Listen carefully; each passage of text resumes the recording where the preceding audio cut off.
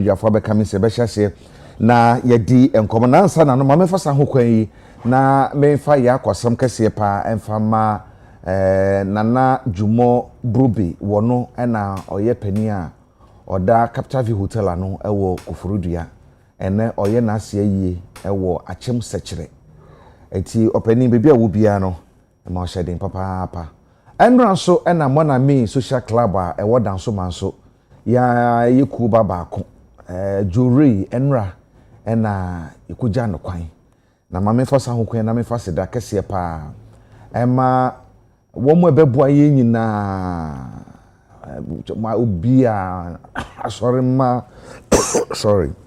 na enra weekday na so jewelry hu donti obia ja de oye bai da mo ase papa na fi mo na me social club fo nso da mo ase executives na eku ma nyina da mo ase ene na mo amotu se jewelry ma no mo be hwe wo mo akopim so me university nyakopon hira mo papa mo na me eku ba ko abehu se mo aya de obi nya bi da ene monti ya mamoni adwuma papa da mo ase nyakopon tum nkom mama hoden na mo ye bia na nso abapa na bo amahye be hwe nkwada no so no ye nyina ye moa na ntumi emremu antina eno no ena no pay wo ma be kamensa a me no be din komo eye me nifa so eye Fuseni Donko eye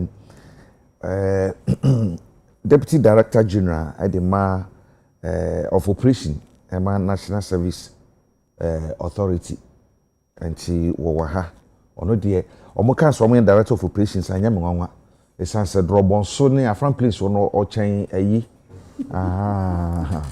o baby abakura o dress say soja ni na o shiri boot no bush was ti o de nua na wo nyina nim no o mu du apa so ofisiri na ba no uni akwaba you Agya Kwabena ai ni ya wisu Kumasi pa na sisi ya begu nkran asa hade wi ya nya base bi anko de hu de be pe bi de nya ya se wa ne abotre ye no mo be so mbeba hade baba ku bi ho no legon de na de bi Agya Kwabena ye botum nya ndu antina anu nti Kumasi edo na so be de wi ana me benkum sunsu aye Fad Osman oka MPP communication team no ho wono so abekansa ene anope Fad Akwaba bibia boko ena fe yausumpa bia ya kwanta de share oloye ni kasemu obenfo wono so abekamensa ewo ha okọ oledi wo mame ni oledi kasai mame anope me mo ache yausumpa mame me ne kasai ewo phone so me je pa anti mame bibia obi anope me chia pa wate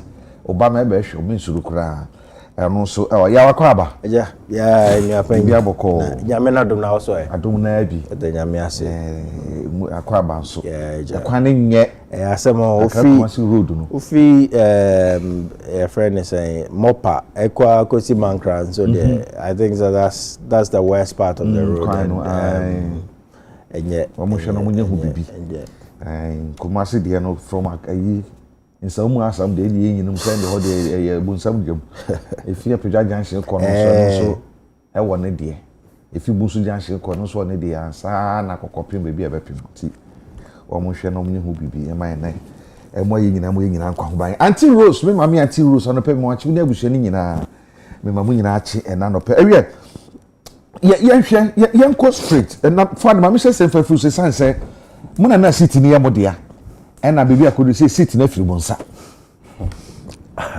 mo penifo no e kan se mo nko election no kra na de wo amusika asem no emobi anya adwensa ampani ampa mo nko nso ampa afie kote ya moko wo bra penifo no e me kan se instructions say di kan issue ye na se statement di kan issue ye se enya de a ye bekokọ contest election no ya twa san ne etia ne say parliamentary candidate no etu anamon ekowi ase no party executives no e de akiri anu ye ade e betumi agina so aka say there's the breakdown of rules any laws our party no say party executive be ka say yenye we na parliamentary candidate ne be ye de be wi ase na executive na be di akiri na say executive say need to me be amaka say ade mu ye be san hyem na sefo ehu bi ani ho eden what informed that decision say mon kon kopre a enra de asie nya sie mama o be 10 minutes alright ja me da se bebre edin kan me nchia hwefo ano pe na ofide me ba so achakakra na me fe konye so nchia ya me bra penyi fa me na mo fi haro pe no crap me jidi se emra iside nkrata ba abonten se okwakoto 19 polling stations no ye party no ebu anyo so esan se enkomo na ye ni ECD no na eye 3 polling stations na echinye show aba ho enti isi eka so ko 19 no krenya kuponi we were not happy, we were very disappointed. So as amanyoku bia ye je emready no ye say be court na ya kwako je ehye ato isi so se ma ne nkoto aba na eda enra ti no krenya ye court sa court na ye call ye informing your party decision say ye nkwa aba ne bi on Friday no unfortunately Thursday court threw out the application no to me this na kwa put to prove say Thursday and Friday untimi enough space to even meet and have a decision on what to do next. To me this eno na ma parliamentary candidate no enya pepa se obekọ abaton eda enra. Me this say enyen said that emu party na nimtia kese biasa. I believe so what has happened yesterday no. Every neck we will have the party will meet and some decisions will be taken and some actions will be taken. But many in this party in penny for atana akobopo na obi ebuso many ni se sana ye be kan party ne kan se mo ko just ko dia campaign se at the back of it in a court se ka court ne fa enhye ento so okay it's a court ne de enhye to so eda ya woda na many se kan no ka ento abai but what my point na say and that will have inform other actions a bit tricky moving forward with the pending injunction na kayakoja to no abato no so no. Unfortunately, your court it threw out the application no. Me jidi say eno na ma parliamentary candidate ni say court it threw out application no. Na say yentimi fa kwa emra kwa bia so. Say bia from rantie o ma betiri so emagina police station ho em stop the process no. It yentimi fa emra kwa bia so en stop the ya. Me jidi say eno ntia ma candidate ni say ne obekọ de besi bia ne den ensi. Ena ma ne de call abato na eda enra. Okay. Eba ya hwe bibi wa ha. Mo kuo ni ku a lawyer for wo mu pa. Yes.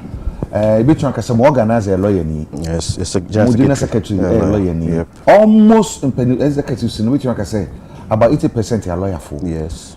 Ye there some court so a afenu ada say court no be jatum say ye de nhye beto so anase ye fa nhye ento so. Yes. Ento oboa wo ho. Say opene so a fine, one pene so a fine, ye be hu de be ye. But I come here say mode madwini ko si se court de injunction no ebeto so entina mahoboa no ekwa de aye no ana na se munim so sade e de kuikura na ebie na nkonkoye se de se ye kono no ntino ye hwe benku na hwe nipa ana ho no so so na meje di se ne kwan aso no ubusa na ne kwan aso ne sa de ntia ye court no ye nsusu se ebetimi akonifa na ebetimi akobenkum na se kobenkum a anamon be ni bitu as political party and I can ye ni se ye ne na ke susu ye ne se ye beto abano kra na ke 3 polling stations na 19 okay that's the very first point EC equal parliament any parliament go din kita ho no o ka che parliament say 3 polling stations and echinye chiwa den aba ho enti ye dey from 7th December ye to abani wie ye ya Yankopon menim Ghana ha ensuo na etoto olo yen sa se ensuo na to Ghana ha me hu se eja atoda meboa Agya Kwabena me hu se ya so no pa a ye ba abonte na eja atoda ensuo nya Ghana ha eye aban adan a wasi a school nkola komu ekosua ngoma wo mu ye de EC niema kogu ho ye da so ya no pa na eja adan eto afiri soro se bi abese edan ni nyina ma EC nkrata ni nyina ahye yensa ne ekoba no Agya Kwabena yensa ne ekoba no ejekoba ne sa no eja to fi soro enye obi na ye no se bia adan ya Ghana de enim se eja atofi so ayi nimu owi asaba kose mu ye Sodom no Gomorrah. You see, I'm happy. Say, eno kwa to free so ba ye. It with the nipa. It with the nipa that top petrol. Nipa na call filling station go top petrol nya sa. Eno si mu pam. E ko hwegu edan na so. Eno hye enkrata ho nyina nya sa Agya Kwabena. Esa na ko si no. Ena ye ko wie se nyesa de ekinehia oba ho. Ye enkrata na ye de ba ye no. NDC for a scan copy. Omo nyintom. Ena de ho ekine ba ye na ye se ne is simple kwan na yenye recollation na yento aso na ke declare results no and is yes yento aba on 19 no Kwabena Agya Kwabena make kan no we disagreed with his position on the 19 police stations no we disagreed because na etinesu eni dodo no de kan ho no miensa na nko a eti Agya Kwabena besides I didn't take court na ya fan she tirimu se ko ni fa se ne be ye no sabi ya woda ni fieda de menye ni se party ni betuma kase o ya woda na court ni to ya asem ni gu ye no sa ya woda na no ye sigina ye megidi say that was where the situation happened say bi anke ko ba Benada mpo na court no to ya asem ni gu ye ya e bi ka between Benada e ko pim fieda ne de we will have enough time to make an informed decision. Unfortunately they see fieda no party ni man ni directive so onko based on the court action no party na take. Unfortunately, the ruling was went against us in court. And a candidate now no interested party in the elections, immediate interested party no say who be here so obeko. They basically NC. They see and no me jidi say we will take our time. So no pay be di we will take our time. Look at the antecedents of what led to what happened yesterday. Mama yan discuss in isolation what happened yesterday. We should discuss from 7th December. Enso to free ewiemu. Ebesi edan ni nyina dwurbe. Isi nkratanka isi begina so di adanse no. Enne enso a eto free ewiemu si ni nyina no. Yenka ho asem bio. Ni okoye yense bi yemu sa ekire kwan. Eti yakwa ti se bio ne no ye shebi nim kutupa. Se yakwa abatowo na se wo emetire a se bi mbetire enso so. Agya Kwabena. Mintimi tambala box nyane. Mintimi mu obia. Etimi de ye ba ye babu mekumie. Ti se mo mrante obetiri so a na mbe megina police station ho. Na so mo intima atom adaka mfa nyane a ye do coalition center ho na the final stage nyesa ye distract the coalition process no ye distract we are isi be mare rand na akwakoto no foforo ana ye distract we are obi di tumi ebe declare elections no ama obi na we are court akwakwa ho asem sa na ya hwe a this will be the precedent that will be setting moving forward into the future. It made the mesere violence na see enra no we should not isolate it from all the historical antecedent of election violence in this country. We should not isolate it. We should go back as far back as 2015. They call Talensi by elections. Mikai Mike Wayongo, then Interior Minister, said violence beget violence. And now Azoka boys, every tamale, equal to two or Talensi. And now the Poyedin Common, Sebia, say about 2 to 3 somebody, esi under a Kufuor regime, Nkwana Shasi. Sana Komana Kwakoye. Debzana Komana Kwakoye. Debi, Elbianka say a Kufuor regime na Bibi Etisane. Example say, Mano, you bet you are my examples and the Etiwa. Say to work Rayamoso. And example, Agya Kwabena Peru mean and I was West Wagon and teaching and we should open up the discussion. Some can say, Yashia about war and say, Basabasa Esina, a dorsal, for instance.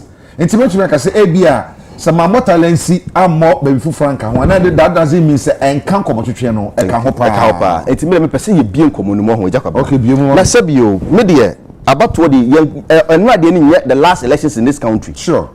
But what will be the format I said the memo. And the major concern Agya Kwabena. Because as long as I belong to a political party, or Tinebi, me too feed the say me or Tinebi any by election be I enter the Bekobi. Also a branch in the month from someone any. Because and now already 2 years I have a now. It was something premeditated by somebody with an instruction given.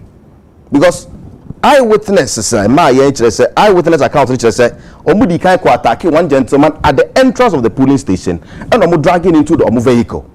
Then they were about to set off. And about so Maami Hawa Kumsin were inside.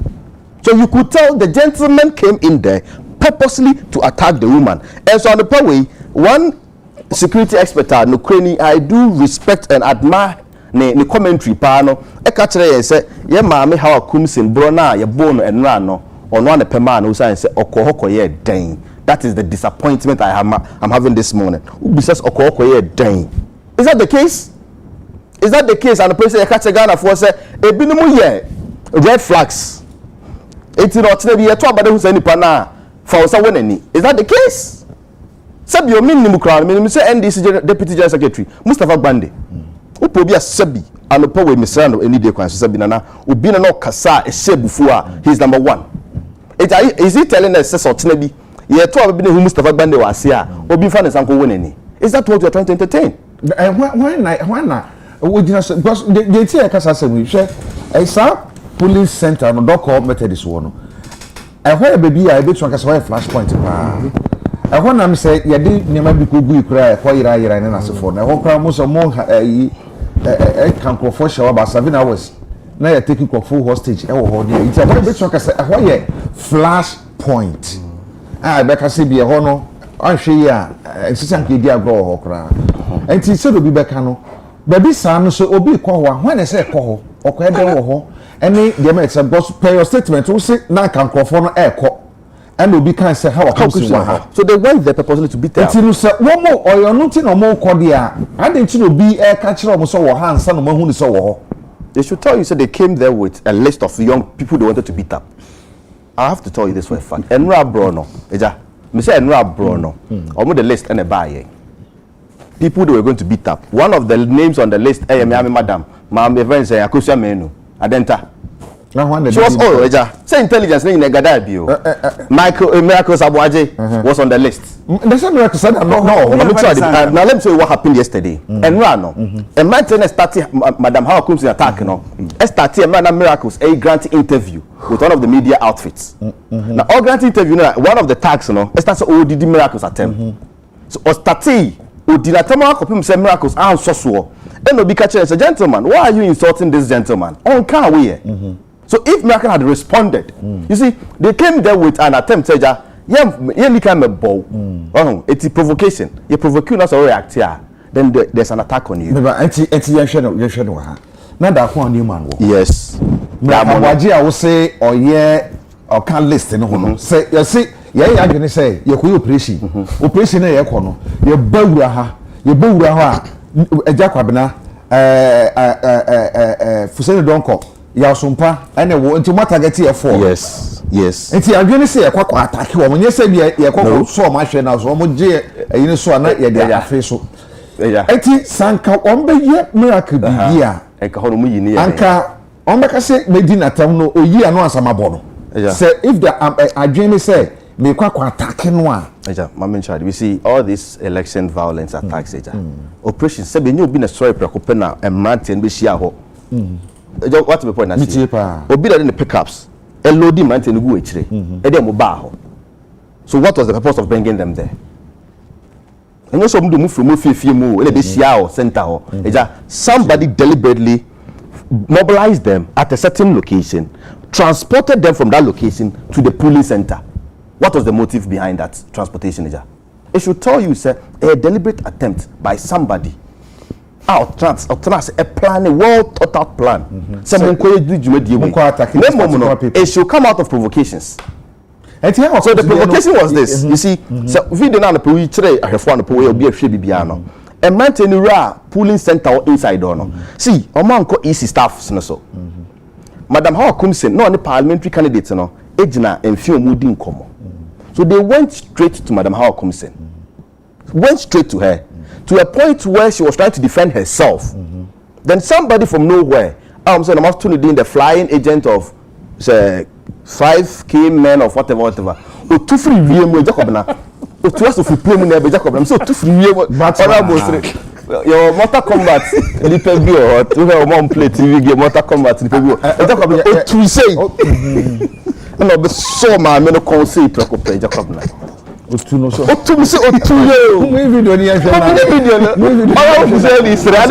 Enya asiri se mo. Eti wo de video ni ni. He right in area inside. It is the ma me na jira ho no. Okay. Oh meba. Ye be san ko echi kakra. Ye be san ko echi kakra. Na ya hwe se. Ebra wo mu ewura inside ho no. Ebra wo mu ewura inside ho no.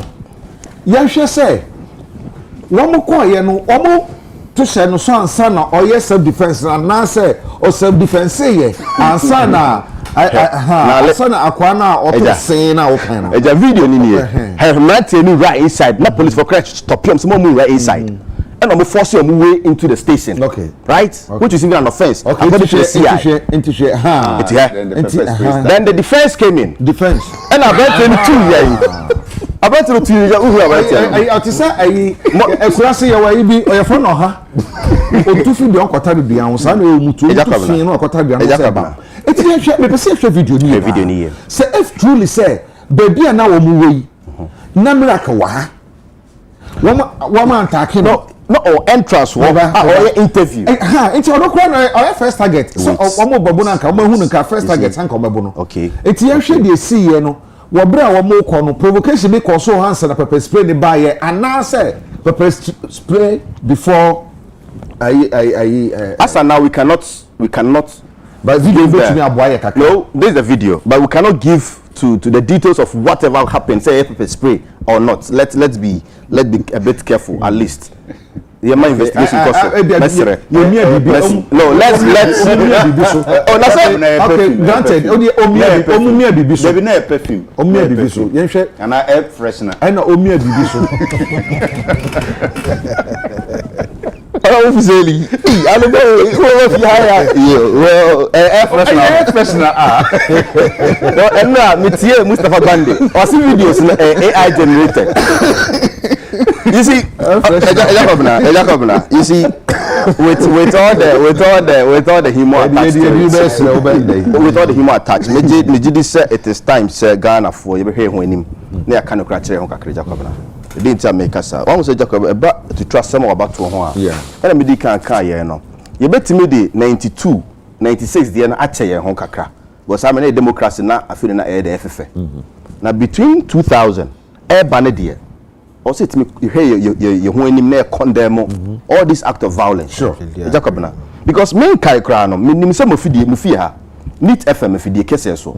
Ye nya brand bi mani epe mu kan say de bia okum nipa e wa Hafu region. Why? Who kai sa story no? Why so okum nipa? Honorable Collins out the near bia your friend is saying na ba. O kan Nit FM oni Magjerry interview. O kan so o confessing. See openly. Agya Kwabena me free bono mai mo. Me say obi a why politics of bono Hafu region bia ni e be ka tire wan po we say who pay to trust sem pa. Oh, Ghana politics are Agya Kwabena. Number 1, from a Hafu region, uko esunafo north and south area, uko events a college that money, Hanabisi no aya okase, eja ono na end the say abu obi no. Men kai crowd 2016 registration. Eja you confirm mentif with the chairman. Ebe bu your party for. Let's condemn all these acts and let's also look at this issue. So eja your democracy in Africa you hwe yen. Mama yen fasa na mo wen for your democracy na your practice no. What we say about me tia me baby say asem ni say mo aban mu a mo kasa anko. Mo ni aban mu so a mo kasa anko. Ankasa sanka mato ama Dr. Mpadu but me to ama wo na ya hwe. Ebra mo aban mu ye beba meba fo say no so sense won mu so e ka ho bi. Ebra mo aban mu de si ye no oman ya ba ko se na bi si da. For instance, ya ko to aba na nipa nwotwe. Ya bo mutu eku omo no. E mu se na nipa be de kan wuda e wa abato mu de. Ba nipa nwotwe sa de na hye den si. Sir. Aya waso weso gon de say sa ye nyina hu de ko so. Ya chi nipa ba ko pempo. De ba ko nyina no ya chi nipa ba ko pempo. E to nyi ni say wo aban mu na se bibi sa si na wa chi obi a na se fa se na omo so abai omo so ma ye yanchi obi a e bia bo so samba na ye yanchi obi a ye nchi obi a no anya no na be fefa madua na be nyina do bia eduru a ye hu bia enyi o se no kreja me akwa ti se oman mu se wodi boni bia lawyer o heidie boni bia court bit macho na boni a court timi ncho ne so basic kwa kujina manyoku bi echi and wodi boni especially about election day meaning particular on election day as a crimes on election day no eni Ghana mremu sana akoba no Agya Kwabena boni on election day bi eni ho a eye minim lawyer se momra no me mankosia mra ne bi mo na mosia mo na munim no me mom nyaatwum na ya doso se na wokan I believe se ne kwan so ano no e dey nti a wo se ya to obi tutuo e wo ba elections ase na yentimi nche no ana yehu aya wo so was wagon die yehu mrante ne bi e pemo na yenchi obi anya sa techiman yehu die si yen ye coalition na emrante bia pool station ho some called destructive process no na soldier for ho kotututuo e kan nipa ni binom me gidi say we should be a bit guided how we blame it on political parties. For instance, the Chiman situation no, you cannot blame it on the New Patriotic Party as a political party because a soldier for no a man mo kwan so omo den omo boban and no mo ban bo adwumadi omudi no say even in as much as even though omo ye unprofessional pokana, let me put it that way, we should not blame it at the back door of the political party. That is where people find their way to run away from being accountable. To me, we should deal with them. So if it's a crime, it should be a crime, but not associated with a political party, not associated with any political organization. If we do that, you bet me up a crime, we should prosecute all these individuals who are involved with this crime. See, Yankobani Sadia, Nekwa said, they see and Ray. We've seen their faces. We've seen their names. Majority of them, we know where they work. Okada riders or airport passport office, we know them. They are our brothers. Is what my point I see. Yet, son of Kanye, Abaya Bay, the party for a Binu Kramino say Monday, a Monday, no moody to trust me, or Monday, Mino Air Bay, or Muko training for national security. We have the intels. You see, what happened yesterday? Say, you know, your party for no and show me what happened yesterday? Your deputy national organizer, without provocation, who sent a bone and run, video no, and the people shows our video no video so. Where you are, we buy the me my man. Without provocation, Agya Kwabena. Sa video no. Ya say ye be here, ye be hu baby a aye say obi shefugu ewura baby. Na ye see ye ma no ewura ho. And that's the perspective of who ye. Me sit there me who ye. Beautiful. Enti video no nyira ye be bo Prince Adaroma. Na ye hwe say Ubi baby. Very good. Until the she. What really happened yesterday here? Now, a brand na bone na to anum to akasa enra. I the deputy national organizer. Meba one say voice we chantie voice no.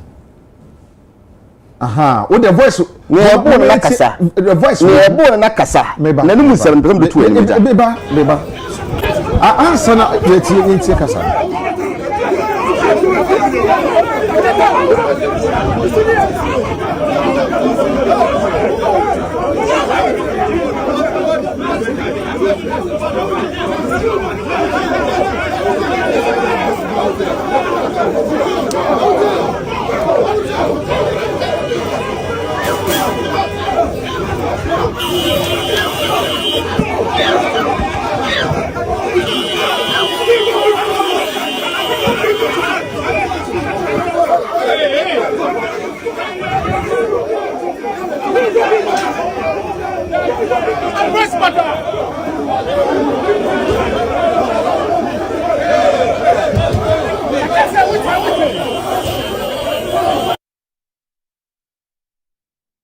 Yeah, 1 minute.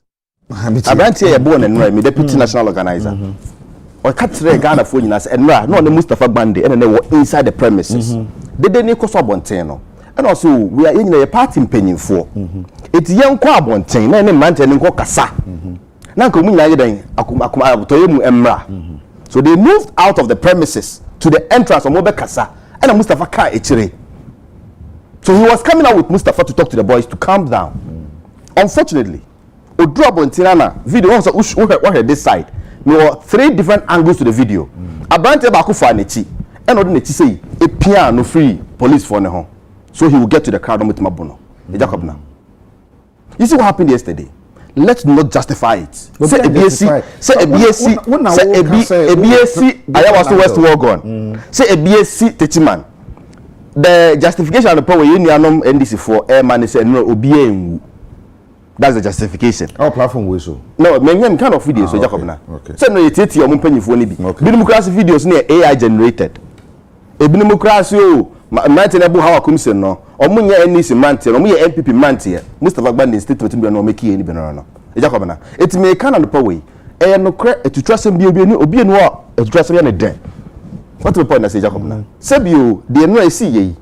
Ye nim mantin na me kire no. Me se Joda, ebi no mo national security training Jordan makana ofidi so Jordan mo ko training etino na enra de ne justify your inclusion utimi bu kese a na obenya high rank in national security na no omko ye nra yes Ghana for me de men kasa bebreja na de make atri na NDC for ne say good wo na Ghana for the ma omo no momo na kan pen momo abuse no ebi no mo si 2 meet say sika e da wa council mo the more na udi no na tumi ni yeden na esa the more na u save na tumi so unya dodo na de ye odwuma de to yen aya was to west work on no say enya de pa me gidi say the New Patriotic Party as a government paid the price for it say enne mo betra no justify the see enra Ghana for no pay was say ma say ma da job mo hwe yen no and they be determine and they will ask you to pay the price when the time comes. That's a rejection. Yes, some yenye fu say ni donko mo na mo wo ho na de see enra nyina no obi be say ye ne owu akomodo kasa na okan bibi say abato no wo hwe be say flashpoint me kai bra na me wo bno half no na ye kan say baby flashpoint na atebo amanten ka ho banda ana banda me na me cover ho ha nisu na ye de me koto banda na ho din pa me kai ebra ye time by election the only media house to me call Metro TV any Peace FM answer na be kokra no be this anymore nim kaka na consider 4x4 no we are the Land Cruiser yi picker me the Hyundai Elantra aso me ko banda e say anymore me ko ho koyi adwuma enti se yakasa be be a flashpoint a be a kanea no ano ohye jana no ohye ntina wo no ahwe yesoronko ekoso wo ho enura de si ye no ya de bosomo no bomo se mon crofo ene kwa de course ni nyina ade na bosomo mon crofo mon kwesa Jacob na da CP ma menchia ya hwefo ne minanu mpanimfo ne minian so eja de obetima ya bo so no kuruku amanyo kuru na no aye ah uzedi kwenya mieni ni Agya Kwabena general secretary akasa se omo hu Brian ne Canadian Japan ne ba wo mia contest no mu no mo ko orchestrate omo ne amawu se supporters bi so na free NDC mu ko yes awo ni nyina ne se ntwaye it shouldn't have happened in the first place but let's also be very yen kan okrenkyere ye ho asante wo ebebi se udi kukurumoti kwa yi ase a ye de ne gya okwan straw nti Agya Kwabena adenti na minua ne kasa no miracle aboaje no kura no so o listen so odiga grati interview no kura na nya inner perimeter outside why was he not attacked oti asem na say security expert ne kasa no kan bibi say there are people he calls them red flag but yen layman you from persons of interest obia ne reaction or the bad event ase nti minu mienu ye ko sabi drobon so sisi a Agya Kwabena una oba TV su una omba TV su wa hwa maje nchi achem and of course what you say because the identification I have with the people of Drobon so is different from what you have with them nti no enra abato no as at Wednesday Thursday na instruction a free MPP as a party wa ba ne say abato no MPP ni bi ensi ase that was the instruction and check any it is say owura ba omi abato na yesi meye nko ensi ase meye nkoye ho hwe kura wo ho no wo de sika koma candidate ni say entie the general secretary ka entie the national chairman kona go contest election just kana go contest Baumia did that first eti Baumia ya onu bi gate no na Brian so de need the call SR Baumia se call dia je na so call se party ni nyina ye bu o mani bu party na nimtia sa na waje na wa na that is what they are portraying the general secretary said no BNC abato na say the party's rule nobody should go there we are boycotting this election e ban is saying na recent flag bearer ekoma candidate ni kai say jai the party penifo ni kan jena ko contest about na on Omaniska wa Agya Kwabena. Into Omaniska so at the chop money ana. Omaniska wa fa. Who is Omaniska? Chop 1 billion na chop. Omaniska, who is Omaniska? Oh, you see. Baumia donates 400 and something Ghana cedis to Electoral. And a brand so the 200,000 by 85 million na presidency come am candidate na ndé no kre. Oh, na say yambo kwa to 5 million na mo de coin no kre. So that's the president. So 5 million na mo de Ajula Gabra and the 5 million coin no kre. Is it true? I don't know about it. I've not heard it anywhere. By Baumia den dey what tie no. And no kre. Miracle Abuaji yes Baumia command donation. Etia we yonko ho de a. Oh, Agya Kwabena. Yate. That is number 1. Who started the confusion? Party say me yanko. Mo candidate akoma ni sika say jade party ni kanako jina. Jiskanako. Then other candidates also started giving her money. Then the candidate started going to the constituency. Credit ko ho. Brian ko ho. Baumia na onde ni sika ko ntimi anko bi. Then all the campaign managers of Baumia also went there. Ntina Ghana for adwin and NPP for ede dada here and I say were they trying to play a trick on the people of Ablekmanov and don't think of that. So in the first place your party decided to create the confusion through this disorganization of your own orders and everything and don't think of that. Then standing on the security expert in the can or say obi ti say how akumsen nukure nyame ni Jesus sabi wa won pese obeka nukure. You know her character, you know her caliber, you know what she represents. And he say yeah to about Ablekmanov na say how akumsen dikan ko ye post say mate say NDC for na intimidate yen wa Ablekmanov ho. The next moment she's going there. What was she going to do? All corners so wa boa no ho pepper spray send bottom me no say air freshener. Air freshener. All of them so don't put air freshener. Don't put words in my mouth. Pepper spray. No, please, don't do this. Okay. Don't do this. Okuta spray will spray ya joy FM ni aba you abakukra no ntimi hu me kora bio. If you watch the video critically, the police were because that Mranchen started, you know, the gesture was money free her, on free her. Then the police were trying to escort her and protect her. The police but Mranchen ben police nechino when was spray at all her protection broke. Who do show video ni critical say o spray pepper spray na na hona no o ma na o mo bono ho ban nyina kura dani o mani dwane. And the my kwan be da no. What I say? I'm a bone from. Oh, me one a bone. Obi na two copy now so.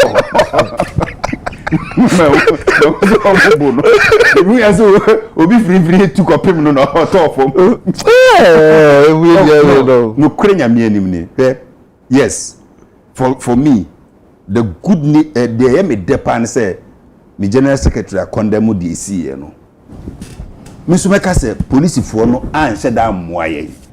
Because that particular police station no attention was holding that. And the obi say ye mama how akumsin do on na no. And can just say omuma no kura ye de no strength say honorable yesrew. The high no yesrew wo de wada room e betimi a wo de nka ko ba bi foforo. Because ye nyina ye ni flashpoints. Uba me central front plains hey enye den ya ye to aba enye den ya drobonso ni dagomba de kakra be fa ye ho drobonso dagomba ni your friend is funsu kakra ni de enye den ya obi wa ko pia obi nti de bia no obeba no na mama se police ni 222 na ko ba bia ho nko ade na me de be 6 ko because me nim say me an nkrofo kredu ba bia me ntimi control mo. For the reason why the police allowed her, and she wasn't even alone. That is also another thing. She came with boys. The signals and the obstacle by how Akumsi herself no papa. They say, oh yeah, former honorable member of parliament. Me to was it. It is okay, baby. I said, ne bambo for or yeah. Agya Kwabena question na me bisa ofita no pan nyina wonti me yima no ne say how akumsi ko hoko ye den. Oh, why should that be a relevant question? Party me say mo bi ensi ho. Oko hoko ye den. Na say onye party official oh yeah MPP there be yes. Na ne nua corporate aba. What is this? Party ne say mo bi ensi ho. Baumia Bumra no so no problem. Brian Buso no problem. Kennedy Japan Busu no problem. Former MP ukoye den ho. So when I say omo akwa na so no so ko obi a say nya bone. Ti pepper spray no de koye den. No di kogu aduane so adi. Was it pepper spray? Ah. Ade aye you see young pepper spray the way ontimi home oti ho aye twi nsuo gu no so ontimi home no. Wo say air freshener. Agya Kwabena. So for me, yes, the police failed us when it comes to especially how akumsin and when chesa omo no kwan man ko that particular venue. Even so omo man kwan kra na she should have been properly protected. So onko fa ho man in check kra ho ko gina ho fa ne san ko hye ne botomu engira ho se o observer. Oh, so no krenya me enemy, yes, I agree with the experts and say we all didn't anticipate the security situation well. And just so going into the future, we shouldn't allow. Mr. What can be? What they can grant interview we answer na assembly in IC. Yes. Honesty for the din community. When we tie common now, obudi ye no na fe ye in Samra. Vote for a Honorable, what's your thoughts around the process so far? Honorable, what's your thoughts around the process so far? I mean, the other places have been very peaceful. I don't know why here they want to do intimidation. The people are ready to come and vote for a PFE. You are intimidating them. You are sharing money and still intimidating. What's your problem? We saw somebody shout at you to leave the polling station. Is that why you're referring to as intimidation? The polling station belongs to him. To leave the force station. Why are they also here? Why are they also here? So clearly they are trying to intimidate exactly. your camp. And we cannot be intimidated. We are not ready. We will not allow them to. Have you reported to the police? The police is there. We reported to them. We told them. They have seen all that is going on. They think because they are in power. Yes, we are ready. We are in opposition. We are ready to face them. Interesting.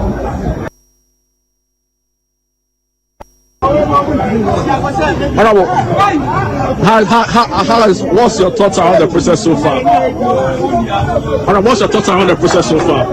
I mean, the other places have been very peaceful. I don't know why here they want to do intimidation. The people are ready to come and vote for a PFE. You are intimidating them. You are sharing money and still intimidating. What's your problem? We saw somebody shout at you to leave the polling station. Is that why you're referring to as intimidation? The polling station belongs to him. To leave the force station. Why are they also here?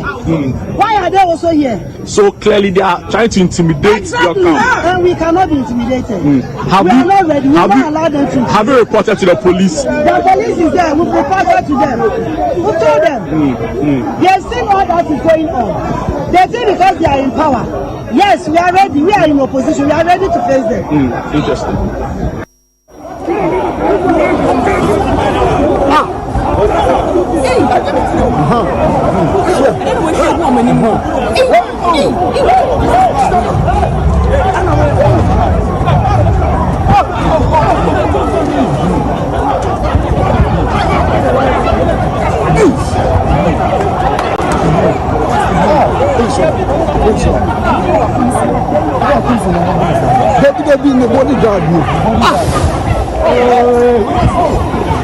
The police is stopping the people from entering. What is he doing there? So what's happening here is that they are...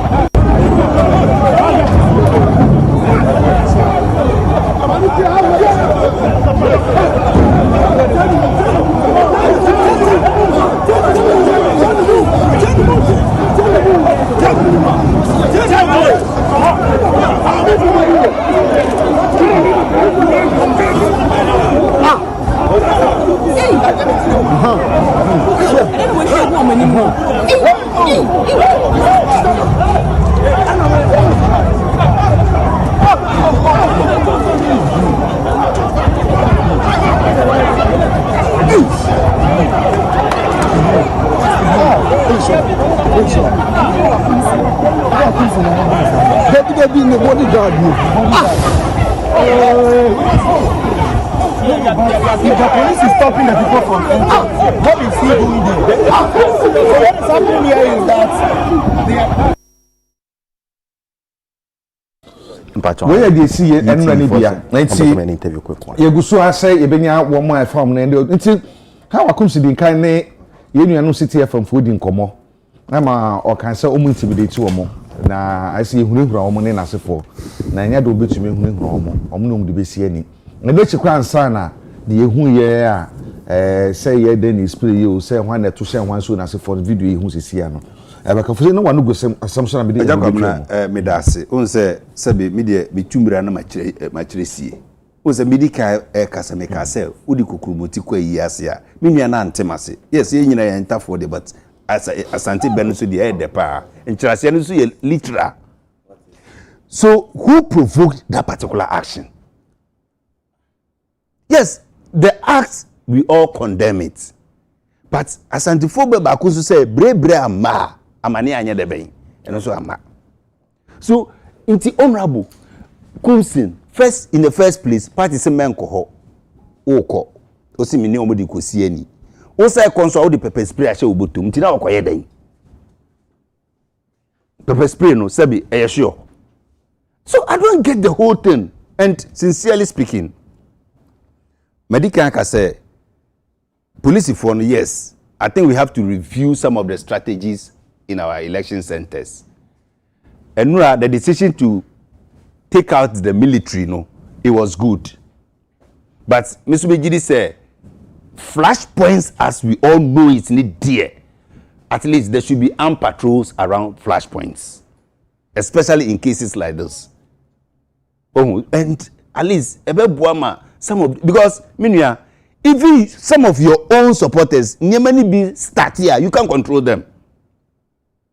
Say I'm pakrasa omuye sebi NDC for krana. At that particular moment, utiemu say emfa. Say MPP for now so sebi omo organize omo say payback time. Na no be dey we yeti a owura ken no ebredu so ubeji wani so a eno so you can't stop them. So for me, it's a lesson well learned for all of us. Said the papa ne kan no. Yehu how to allow persons of interest into some, especially election areas. No, nipa ni bi omo kwa. Let's try. Yes, I heard him say he said they over respect politicians. Yes, we need to respect politicians. Yes, but then the most important thing is to protect them. Na ade ebe no ekokoko ba mo politicians ya na munya so mfaso. Abibia besin ko no. A particular political party benefited from it. Ene monso mo na mo abemu. Ekoba more or less I will not say somebody benefits from violence. No. Say sana. Yankopon o se da bo wiase no kurukuru wa o. Nti de udua ne ha no ekokokokoko ba ebeba beduro na anyini no we say twa de corona. Nti de ubeyi wa asase su bia no ubetwa. Enyese ubewu akọ heaven ansa na wakotwa anase hell ansa na wakotwa o. Ubetwa asase su kura ansa na wako. So for me, nobody benefits from violence without paying for it. If you sow violence, you pay for it yourself. And you know, nyemani BACC no, and said that one thing we also forget and say most of your supporters they are related. Okay. Omo ye busuafo. All right. Enti en fa ho say why you obi bibi wo kumase. Wa betra nkran ti ho ato. Ube kumbo na ninu ebi so nkran. I won kran ha. Deputy General Secretary wa Homano so Ewura Mustafa Bandi wa Homano so ye ni nkomo kakra. Mustafa o teme kan no pe ya. Ya da wase no mre ma wache. Jo. Ya da papa say waje ye fresh so. Enra de si ye wa aya wa misre ablekuma north no.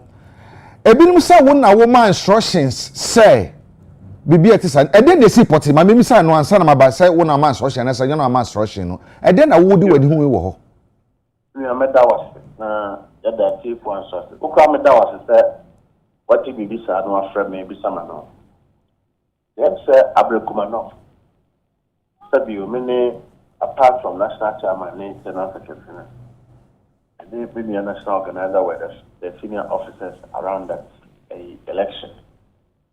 But I was on the ground, apart from other colleagues who were playing sensitive roles.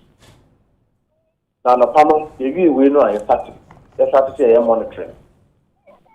And I say, you come monitor a polling station back.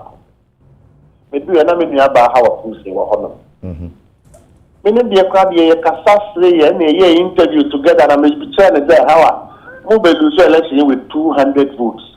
And not that year by. So we spoke with love and they seem quiet.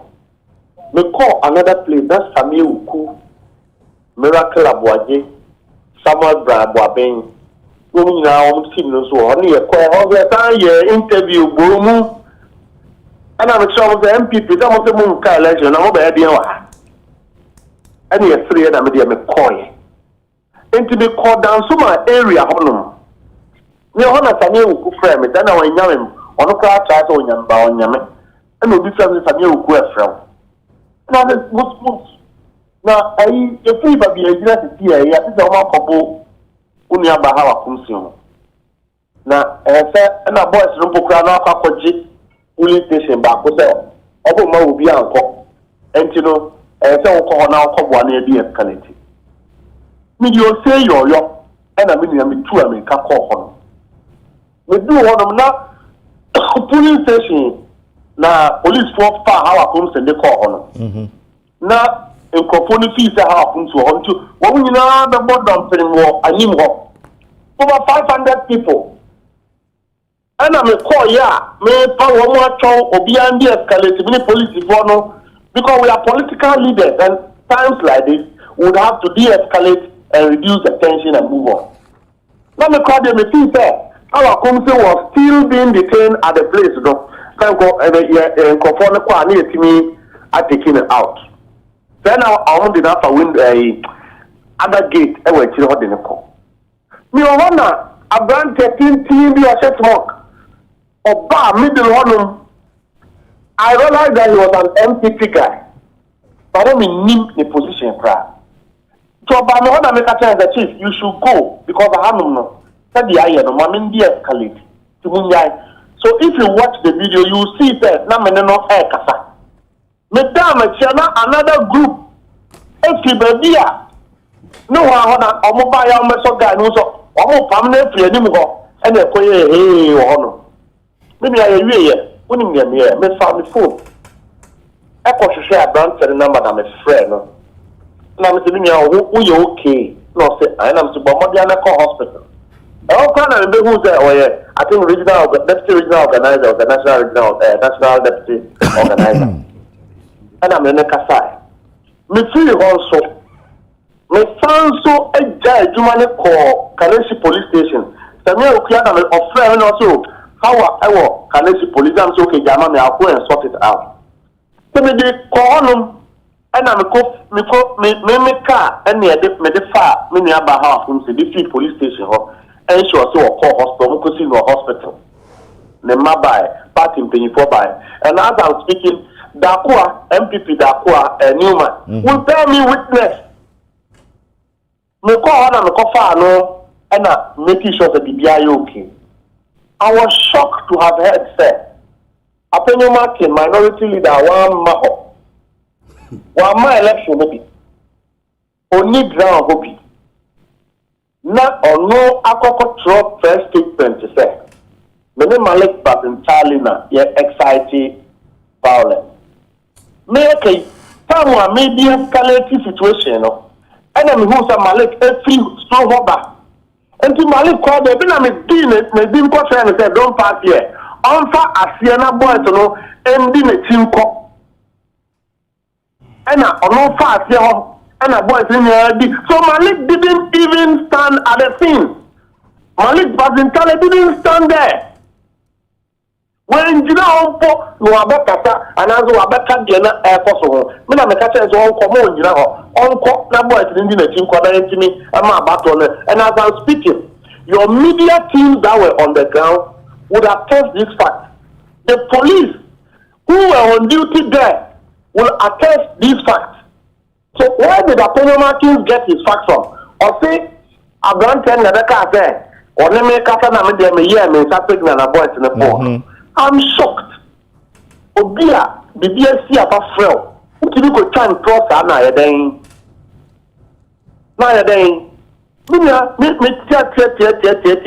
no. That was Mamimra mu ana mi bisa se abrantia wo kana asem yi eno ye deputy national organizer no. Do no shefugu no. I think so, yes. Okay. That is, you're saying a crazy so then. All right. Yes. There is a video circulating on social media or say na only one na wo inside. Eti basabasa ya no kwaso no. And ofre wo say mo mra bonten na mo mehwe na mo nka mo boys ne down. Every pair the MPP rep wa akra no e kan no che say na che say esese mo mienu ono ene wo MP abonten na mo beka mo mo branch ne down. Eti the time a mo pie no e na wo ka akire wo ka akire ono pie ba abonten no e na sa signal ho asem ye kokoba ya ye bro no e yan pese na woni ni pie ba abonten abeka mo boys ne down na sa asem si ya na Anokra bi anim. Minia me do ho. So we share video, me wo video evidence now the best now. But I've sent that video to Opinion Market this morning. So we share video na only me inside. Me le jina bonte ho. Na me se we share blue akade blue. O free e kwan na no woba. No only Moses abo e na omoba. Na Moses abo de o sign ko ne kire wa ma obi. And one kwa but what the intentions was, I do not presume said that Oba also obey. I think that his intention was to also come and say what you are saying. But Oba in America trying to say, Chief, everybody should go back and let us de-escalate the situation. Number two, but the Uber who said NDC for and MPP for the pre-agent. It's not even advisable that at the time when attention was high, no, you one particular individual should go there. You can't be a hero in good faith. So I even doesn't know him as a national executive officer of the party. One of the most of the executives are appointed. I don't know him. Minimum one. Kamina na my friend aba. Ama ya babe dealing with issue. Ubisa Samuel Brian Samoa Kwabena Obaka Trao say this is what has happened. And many no team no cry one can no almost play anyone about I don't know any of them. And he can attest to that fact. So for you to go and say that women signal means on one breath, then another breath he's saying say or no all banner many banner media make a move up and on the bone. It's not true. Because if I was inside with him and I will not create and on the boom, at what point did I signal somebody to beat him?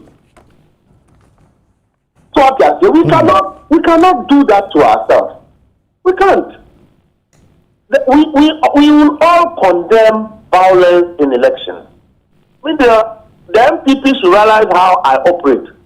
I don't run away from who I am. Never. I will never run away from who I am. Number two, if I want to do something, I will do it and own it because it must be lawful, it must be right in my mind. They said, yes, I do it. I'm not somebody who do things and run away. I'm not somebody who does that. And I say, ni obi anye no ma kadia and I never ni so say the woman canon na mimi slow, but the right thing must be said. And yes, your statement will encourage somebody to make me a target. Victim. Nobody knows. You know, so we should discredit some of these things and run away from it immediately because I didn't do that. All right, say baby I drew no ebesa say see and I'm be na mutu dia for san say e ka me say obi nim de be ba kine yes how by election ba kwa ye nim sam bako sam nko akotia anti de see ye wa ha yi no na uni unim akeka ye nyina ye kano anu na emwa ye look me nua kekeche fifa is one guy I like so much. I don't like his charisma, but the way he behaves is wrong. Okateche and you make because Malik as a political officer went to ride motor, you went to ride a motor with the boys. That is okay. You are MPP. That is okay. And I want inside to almost say, you don't want to be brave on phone and in the media. You want to be brave on the ground. And to be a member from. Meanwhile, election is the one could be. You didn't even go there. So, what was the essence of inciting people, preparing their mind? They say, "Oh, could be bonnet," but you were not there. Number two, one more starting, one more cut. Oh, I got by election, Baba. Minia, NS Yaukumi, or Minia Farm, and then the post school. Now, a very would choke. Said you were coming, and then the baby call. Now, MPP for the 2 seeing one more, and your body, no one came from. They should let NS Yakumi's character reshape their mind. But if they want to use Akotia as a ground to misbehave, I don't think that they will succeed. We have not even contemplated on Akotia election. We are still mourning the young man. We are still in shock. Why a young man who has just won an election is in court to do, a young man who has just finished his law school, a young man who has built a mansion and if it can happen to me, it can happen to anybody. So we were second week we MPP as a party where he came from is thinking of by-election. MPP is not standing in solidarity with all of us. We should continue to mourn our brothers who have lost life. I had by-election, Baba. Anema. I had by-election, Baba. But what we say, you don't treat said you walk any other path. We must dance around it like that. You must be respectful to emotions and the sensibilities as far as such a sudden death is concerned. So I'm just saying that MPP should not prepare the ground. And you give the other people the responsibility to also prepare and defend themselves. We should all speak responsibly. We should all encourage what is unity, what is oneness. We should all be like that. We'll be talking about that now. Election, then what is so special about it? And if you are preparing to go and be back, what can you do? I hear now between here. I say you throw the ukuta. Over to the so why should we encourage some of these conversations? So I'm just saying that conversations will be a starting with one and a pastor will be. But they should take me out of it. That is not how I do my thing. Me that's it. When Akwetiano Bakwa na monko, e wo set am nyan so ye de, so ye dan ya ba na will depend on the instruction of the national chairman and the general secretary of the party. Okay. Maybe in charge of operation, instruction, it will be duly discharged. When you do what, and common ye Mustafa Bande bada wasina no pe ne wo mre. Ya min sha min ya ba say wetin ya ma me akonya say me church dem. Jo, ya da papa enso say wo so ji ye fresh so ema idi komo. Owura Mustafa Bande deputy general secretary in charge of operations at the ma Andy Samayoko no na ye bo amode say sabetumi aka abrantie na yabo no de Lloyd Nana Lloyd Bibi Lloyd Bibi dia o chefugu no ye bo homode say sabetumi aka ne say de be ya ye beti ono so version of the story no na fe ye hu akwa be fa so ye betumi hwe na ye sese no Dr. Ampedo Akwaba that's papa that's yaw we dey me ba osu tew na fe mi wi amako Dr. Ampedo so say nima say ekoso a emremu ye wo electoral laws fa abato on hyehyeye ho ana ye wo de se bi obi kodi bone bi wabato mu a de sese ye de ye no woji di se asoman a ye se de kabimam ka bi na we ye adwuma no emra bata abato no ye de adwuma from the east na kasa adwuma wo ye ho to the political parties and then the supporters nso omo so do baby omo basabasa ye ba no ye bisa se emra no ye de adwuma ye fo nya adwuma nsusuaso be na de bebre ye na ye fo nya adwuma so de na so se ye se na be ye de ekoso ye kan se obi aye de opebia wo ana Ejamida say I think say yenyina yejitum say what is going on is very very condemnable. Sebi air time like enya there yefe. It's not it to try some nye in command or say so and the dika was say yenyina yejitum they say afanu ni whoever is behind whatever is going on I was say casting piece and Tokwa to trust them whether it happened in the Iowa so west wherever it is happening a year time and young community without mentioning the west. Sebi I would disem near to trust them bena or I say ya AC bunipa sebi uni atinka they what is in politics are a manipa that cruel and vicious.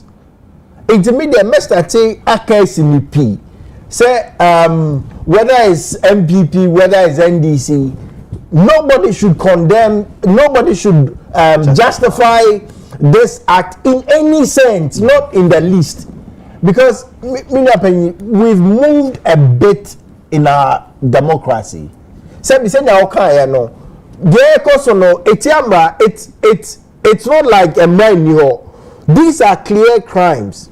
Yahoo say in many sense.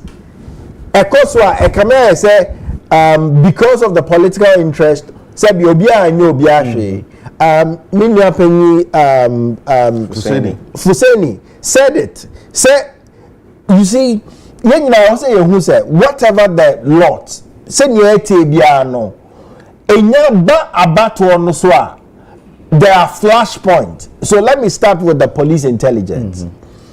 If anybody, and you know I'm a professional, I go for the professionals first.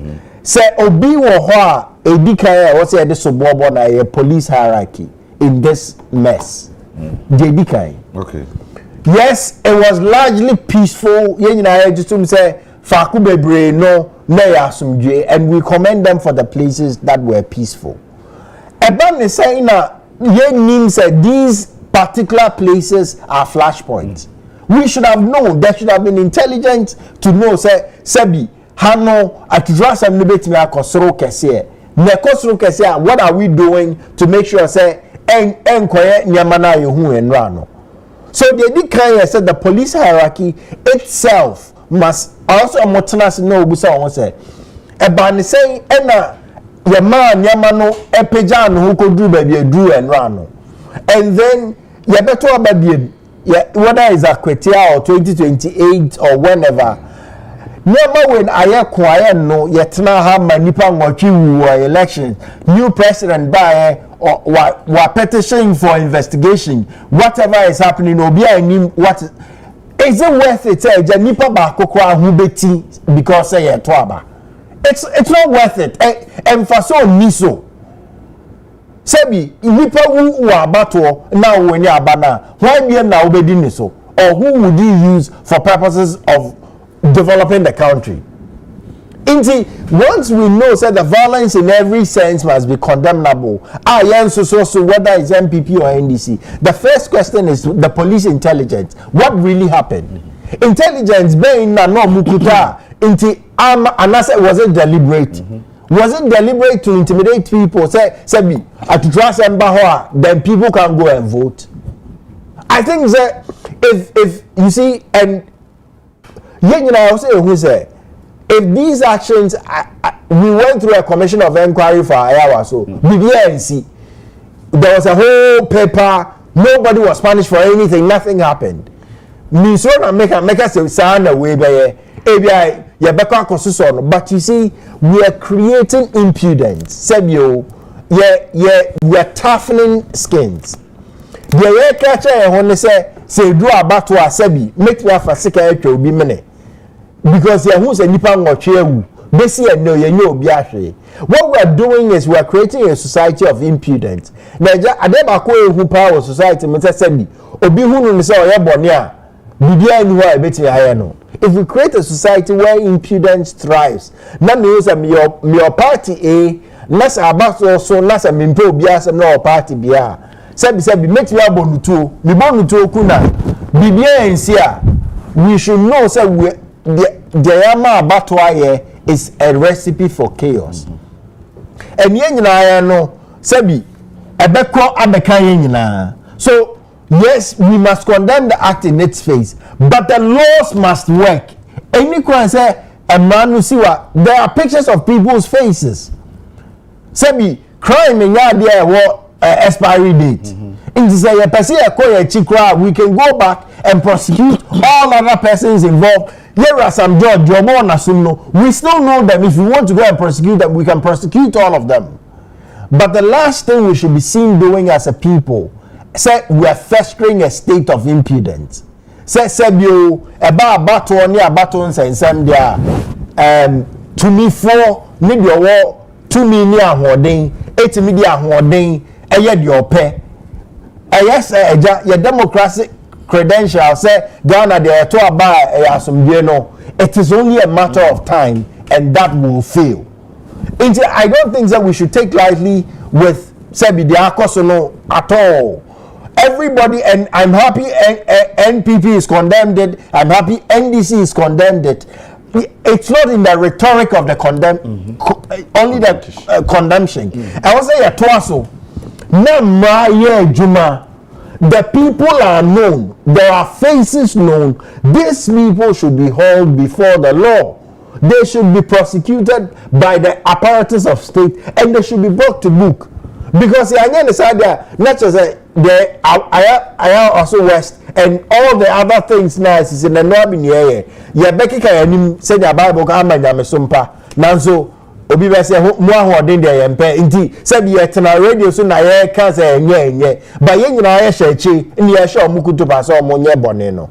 So eja yes, ye nyina condemn the to so me enumra ni nye adwuma. The police intelligence, where does it stand?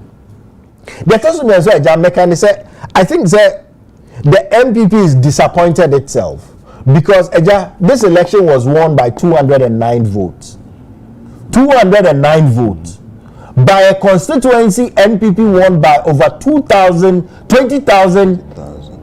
vote margin in 2020. Is MPP saying they couldn't have marshaled 210 people extra?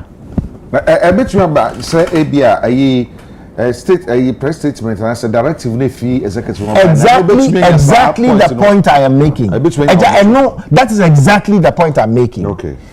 You see, and I think that in part for the loss, to trust but for the loss of this election, MPP itself must take the blame. MPP should take the blame because you see, you make a directive say you won't participate, and in part all your presidential candidates are there. The reason why this seat was MPP should have contested, of course they are still in court, so without prejudicing the matters in court, if they intended to contest the election, they should have contested full heart gone, because you see a contest for super majority in parliament, 2/3 of parliament. Our constitution now, 2/3 of parliament can amend the constitution for every part that is not entrenched in the constitution. No, bibia enye adia here referendum bia no 2/3 majority can do, including changing the executive power. So this seat was not only symbolic, particularly for NDC to get total control of the legislative power of state. They are in control of executive. But this was important for a full control of the legislative power. It is a MPP, if MPP wanted to contest this election, what they didn't need ASSB, a FABI jina baby kasa yen to abanibi, ababe a FABI campaign, a FABI to abano. What they needed to do was a clear alignment of what the position of the party was. And then if they wanted to, because even after back and forth. They lost the election by only 209 votes. For a constituency they've held for 28 years, I think that they have themselves to blame for losing this. I think they could have. You see, of course, NDC has a lot of goodwill in the first 6 months. The first 6 months of their government, they've done a lot of things right. Indeed, however you look at it, there's still a wind of goodwill for them. But it doesn't mean Sebi, Obi MPP near the worst you can get is Abia on Kotwaba. But on Tisame, me Makawa Fidiezwa, we have election history from 2012. I voted across the aisle several times. It's public knowledge. It's not main fancy, right? Inti Abia no more ablekumanyana Tisame. There are people like him. Where they NDC nya by me said they onto Mount. Are we saying they couldn't have gotten 210 of those people? They could have. And it goes back to how they organize their own party and how they mobilize. Because you see, Agya, we need an effective opposition.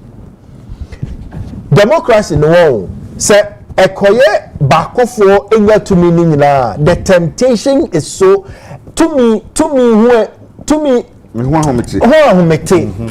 So I am one of the persons who is very, very clear. Say, to me, must always have a gridlock. There must always be I said see to me who kwai. Because what the to me shen nipa bako pensem na bibia is in the kwai. Irrespective of how good the person is, the temptations are too wide. Into mimi nyaya, Ebianka seat way, NDC should have lost this seat because yes, we know that the independent people are still aligned to them, but at least they are independent people. It would be based on the matters. The party system cannot exactly whip them into line. Into getting a super majority on the NDC ticket itself is tempting. But the temptations are there. Into because of those temptations, it was important that NPP should have been organized in the front of it to make sure that this election wasn't lost by 209 votes.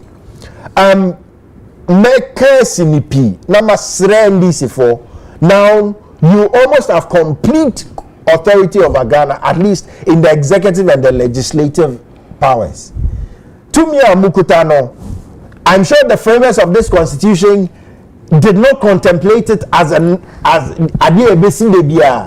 that is why I see you man penina you hear 2/3 of parliament. And ya Yesusu say the indication of 2/3 no is always to say it's always like a consensus. Also because you will need the other side to build consensus. But in this history of the Fourth Republic, they are the people who Ghana is testing with this majority. I think it is a test of our democracy itself. If they fail with this power Ghanaians have given them, it may not be their party alone that is at stake. It may be our whole democracy that is at stake. Because we move from a boycott to a 136 in 2020 election, and we've swung all the way to a 2/3.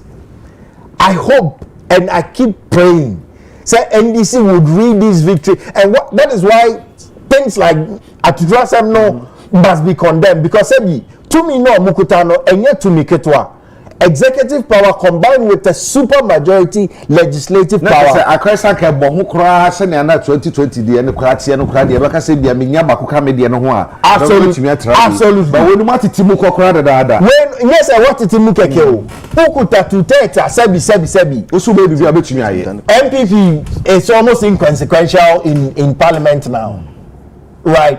Because not only quorum, not only decision making, you need half to make a normal decision, which is like 136, 137. 2/3 no yeah for extreme things, including impeaching the president himself. You need 2/3. That should tell you the level of power the NDC has now. And I really pray that NDC will not abuse this power. We can only beg them because say yeah they to me now more to this extent. But say started with the use of force and the excessiveness we are seeing yesterday, some of us begin to get very concerned. Okay. Number come and SNP say we should condemn yesterday in no uncertain terms. The people of MPP have themselves to blame for the loss, but NDC now having total control of the state, empire nearby, and we are hoping so they won't be tempted by the laws of power. May that say. Anopen koma yedi wo de akokwa ye Abrekuma North ana yedi honko isan se eno ni asema da paso a ye ka ho asem na Dr. Ampadu ye hwe abatu ye koso enre ame me pese se won edi nkunu kra de en se da ha me papa na momu no de si ye ho e ka me so bra no bi akwache ne mani nsem me wo power me wa hoden me otumi me ye macho me wa chitafo musika yesi ama enura me ko ba bi enura we ma me nka we pa enura nyumre me ko dan so ma ye ko yi odan so ma na bi jire me ni obi din ko obi si obi ba ho na onipa no kwa century ni na o chichi sika e de man crofo wo so mo ko to aba ma se me se na so benti century yes and century o chichi sika we the video ye di twam na em se enura NDC for kosra ebra basa o se NDC wie no mo ko hwe ma me how NDC for na obomi wie na vesra mo ko hwe and go that this strategy don't worry we know the strategies but before you the video Mustafa yes anti they see enura no ti na say where police station one na say I think it's a hospital no anti okay looks like a police station this like a police station anti say and this focus on mama how come say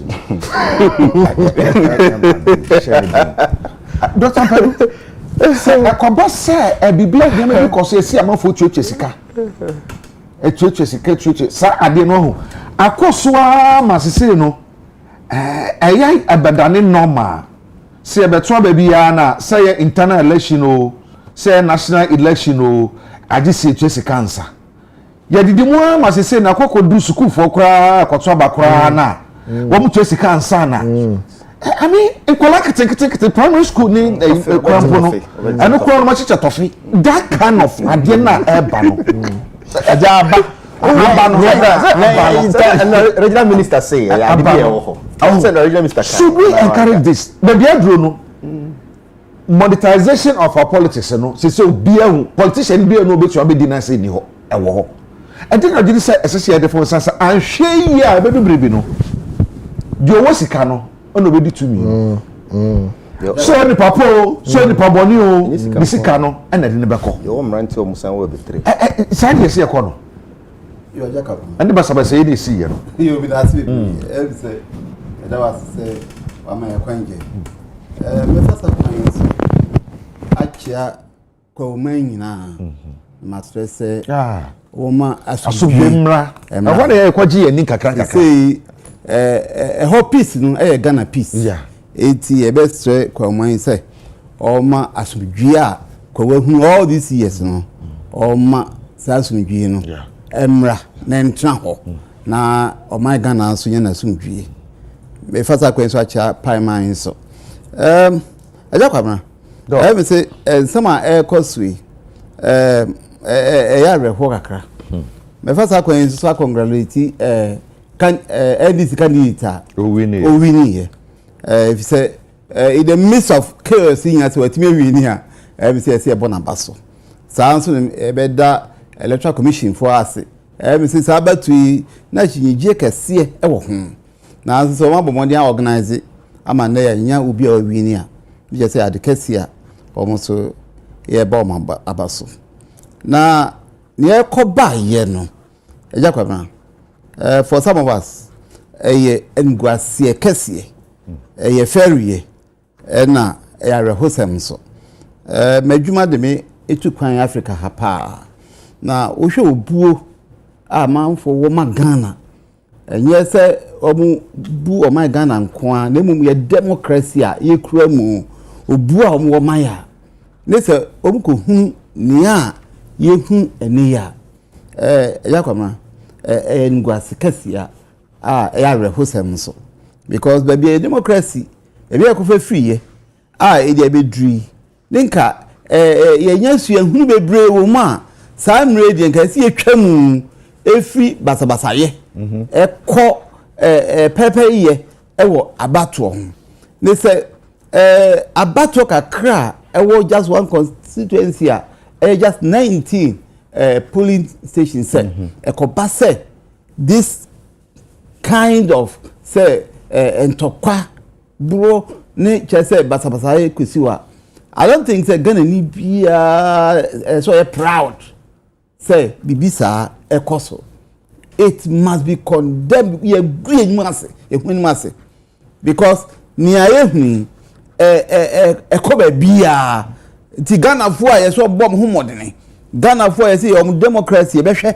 ni esua fiom ho no enu nie say saa pa de ti de ni Ghana che say wo mo an set example I bit me ahweso ni esua for some of us no me ya papa me ka na me say ebi okwa me nsu because no ye yin eti ni e call so ni etwa anwi bebrebe di ensu ahwe ena bi onso ye yin because history ni yesu every history ni e build on ni akoyanim enti se abatwamu ni ni mesisi ni se ene yekoyanim a ni se sa mre esu esako ye ni ayayi ya ni che se ye nsua ade eni ye presu nko ye nje ye yin se ni ye tetete nu sa ni ewo mu enum se democracy so dynamic en se ye yin from pempenso baako eko abrochire democracy kan sa o mu fini a ense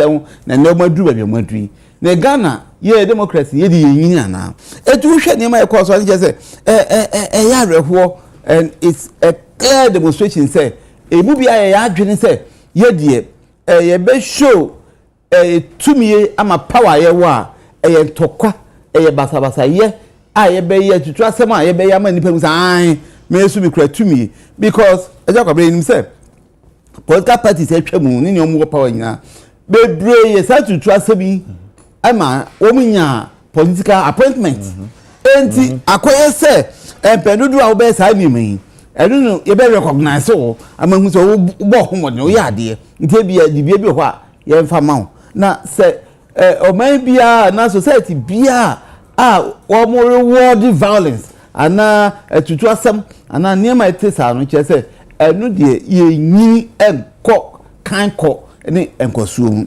enti so sad I think say see a condemn no now what should the role of the police me senior say lawyer kind oh police one nimu o mu say how a flashpoint they know say e ho ni asi ni ekosusi they know it ekoba ni say and the police for wo na bibisa atbisi they could it was overwhelming one security na intel munya ne say and saying and am be no two wo ho enti ekoba masanse ni ebae now Agya Kwabena everything ya can platform me say what was it as far as your security agents no and now say they say IGP the commander no these key appointees no are done by the president no they can never be loyal they can never be professional because well so yetimi ja wo now obutimi human juma as professional and they have been well trained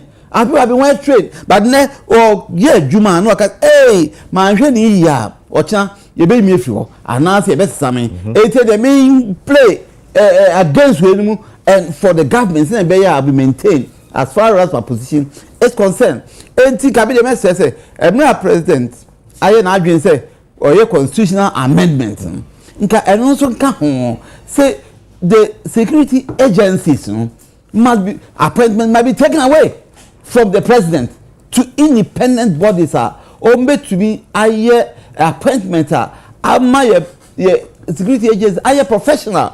They are well trained. Kwabontia, what share awards omunya. Now so Ghana ha. This ne January 2025. Uhunia. Every just say omo security for no way, police for no way, and yet.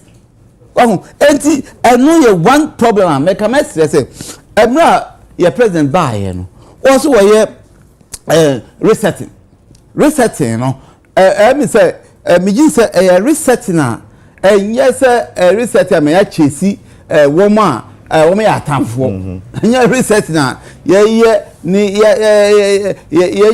ya chase only woman dream ni kankan woman edihunfo me Jesus say resetting e wo bibia mu I just say yenim otie NDC for bebre ebinum kan say obo kai ni atwamu ni amde ye now as far as ye was ankai no and just resetting no kra na enya ni mu because resetting say nkai si ni ebam abetwamu no enamma ire mfiri ni enkoye ni pro kankan ni prayer ebetwa mu no enadie e de pepper ye ebe ye adwuma akwadwo ni tan or tan ye de tan ye ho as far as political discourse ye concern politics enye ntokwa ya agro bi ni edi in fact o hwe nia bi kwa consult nka politicians nka the best place yet me show in process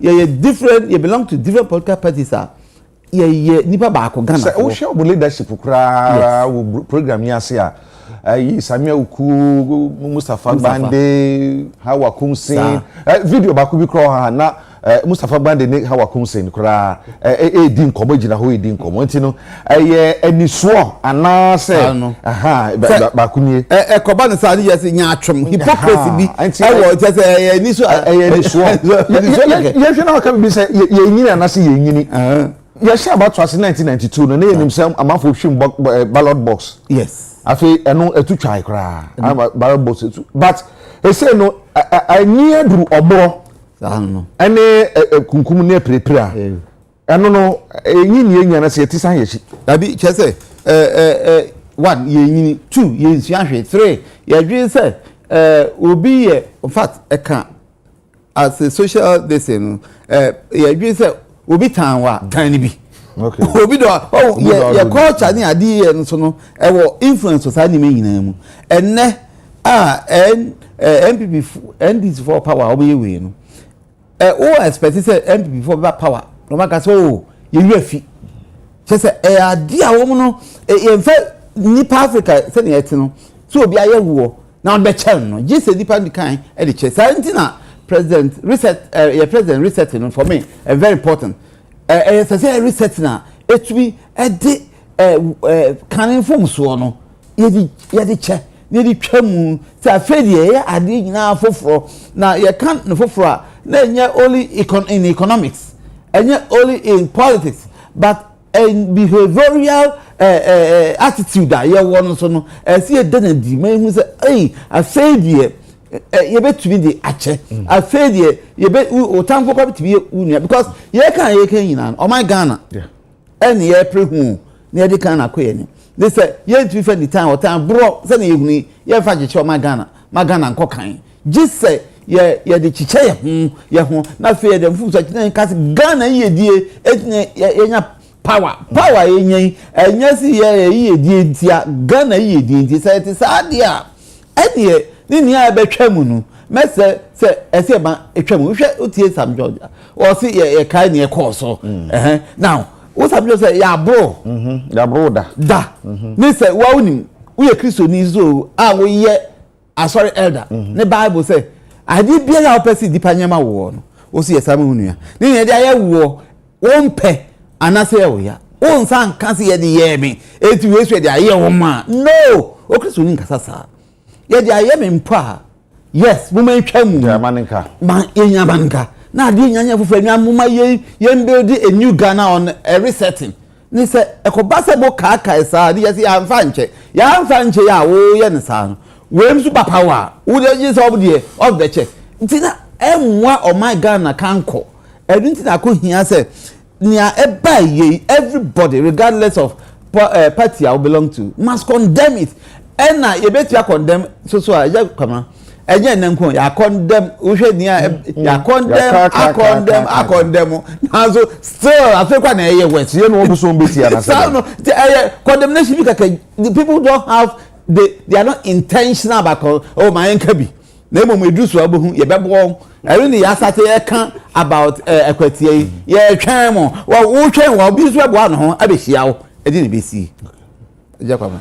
I did a bit say the question obisa enti na asebisa ede nyina ya sum ya ye nyina etumi hwe na ya dwuno san se eba ne se egu ya nimu ase aya wo ko social media na okenkan ne ma hodo bi fa sansem yi ho a aya na ya ye nuano ma enye Ghana fo ibi I can say I don't believe it happened in Ghana. Yes wahu also nyi ni say so ganti no the way omu hold Ghana in high esteem pa say ye de ye kurukuru aye nyema bi aman bi ye no omuhu nyema bi say ya o say I don't think this happened in Ghana na me so hwe e wa he ya esi wa ha na ka so bitrim aha a capital no crash say see yes wa hu eti eye bibia esi ehwe ne ye kan wa say say de ngwase ebre ye pa ye osima be ye aduonu nan e wa ha ye be ko chief justice won kakra na ye de asoro so Nanka okay bibi. Quick one, 1 minute peja. What was that? Minya and Mustafa Bandi. Now they ban reaction. Oh say ja. What's that? Yeah, me free wenchi, me free chichiri pa. Kurasa gudie. Sambe no say mo kuntokwa ho. Witimi pata na ugina chire ka chire no bono we are sabon say oh ja me boy we are from the villages and we know how these things are being done but and if today Mr. Honorable let me end it yes I can a president ni ko ye wa homa no so wono ana ye bo no oso no bo no na me musake kan honorable me ye bo prince machi well politician for Good morning. Yes, now what to say? I'm responding to treatment. The radiasi. And the ehu ye no ye mu binu ma abo epusa kakra. E dey opportunity nti ekobasa. Okay. Tiano. Now you call your normal rounds are all the 19 police stations. And I wanna start to say in a course with Brace. Attack your commission. Our doctor Methodist. You know, in United Daniel said, you must sample in your head.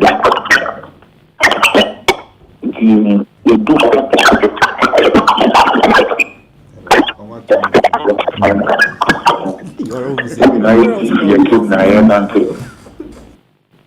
na yenante ekohono na yehun senko bi so ebaye so ba me de na sona me kobo omo pa me ho na so mo chesi yan crofo na nyom na so bi e gane ti mi ko no do on me approach police for na police for don so over 30 if I'm not mistaken and me produce me ho chemo me catch on say yes see our kunsin e share inside on na bandi so ha akon frɛ band bese me go bandi e won inside on na me ne nkasa because me a party penny ono so a party penny ye me no ye kan ye wumbo ma ye take aggressive na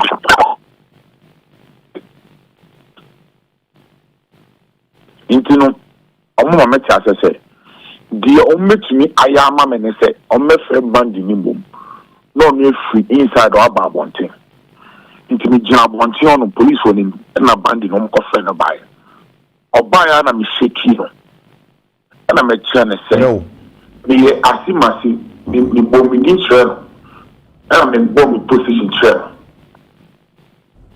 it make us say I was say ye ni ya aggressive ye call for no the only statement is na no man ko no o ka no it no ah ye no o hwe ne nsa e na boys no e ye den e ba hon no be you to pass no na denti America ne sa ne say kama me run before ono refer band na ba no na boy so mo wo gidi no mo ye no ka me trust me patom obi enu o ka say obumi ana o attack me one video here there was another one there na wo bia na me pata certainly na boys so mo after the same guys no enu bi enu wa o dey in supplement after that time na be the ones na yan ko foni mi bom and I say on better than na me pata but bandi pie no me ka say bandi e na mom fire na bibi but me body language no in fact all can no use in sa ka bu ka me ka say ni fa na ka me no e woni born so but it is so obvious say the donation no dey responding to me trigger the members because all you know say unu obi kasa na body language no ka for end that format say members na that trigger area there's some level of disagreement but utie the union member band in interview no coming in ana I was that Ghana food na a bit worried because he can confirm or he can attest to the fact that yamba us the be no about us or about before my attack him no who should be doing another sapo HSS if I'm mon down the video is there me sa HSS from mon brafo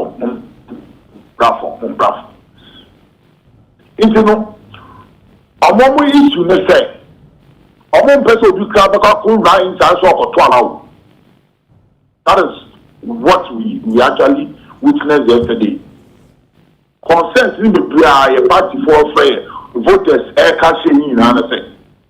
Among better will be able to coincide so quack or two about Sebi. Now maybe so. Say, party be will to me, no cash and nay to about. My voters put in right inside, and I think most of us confirmed it.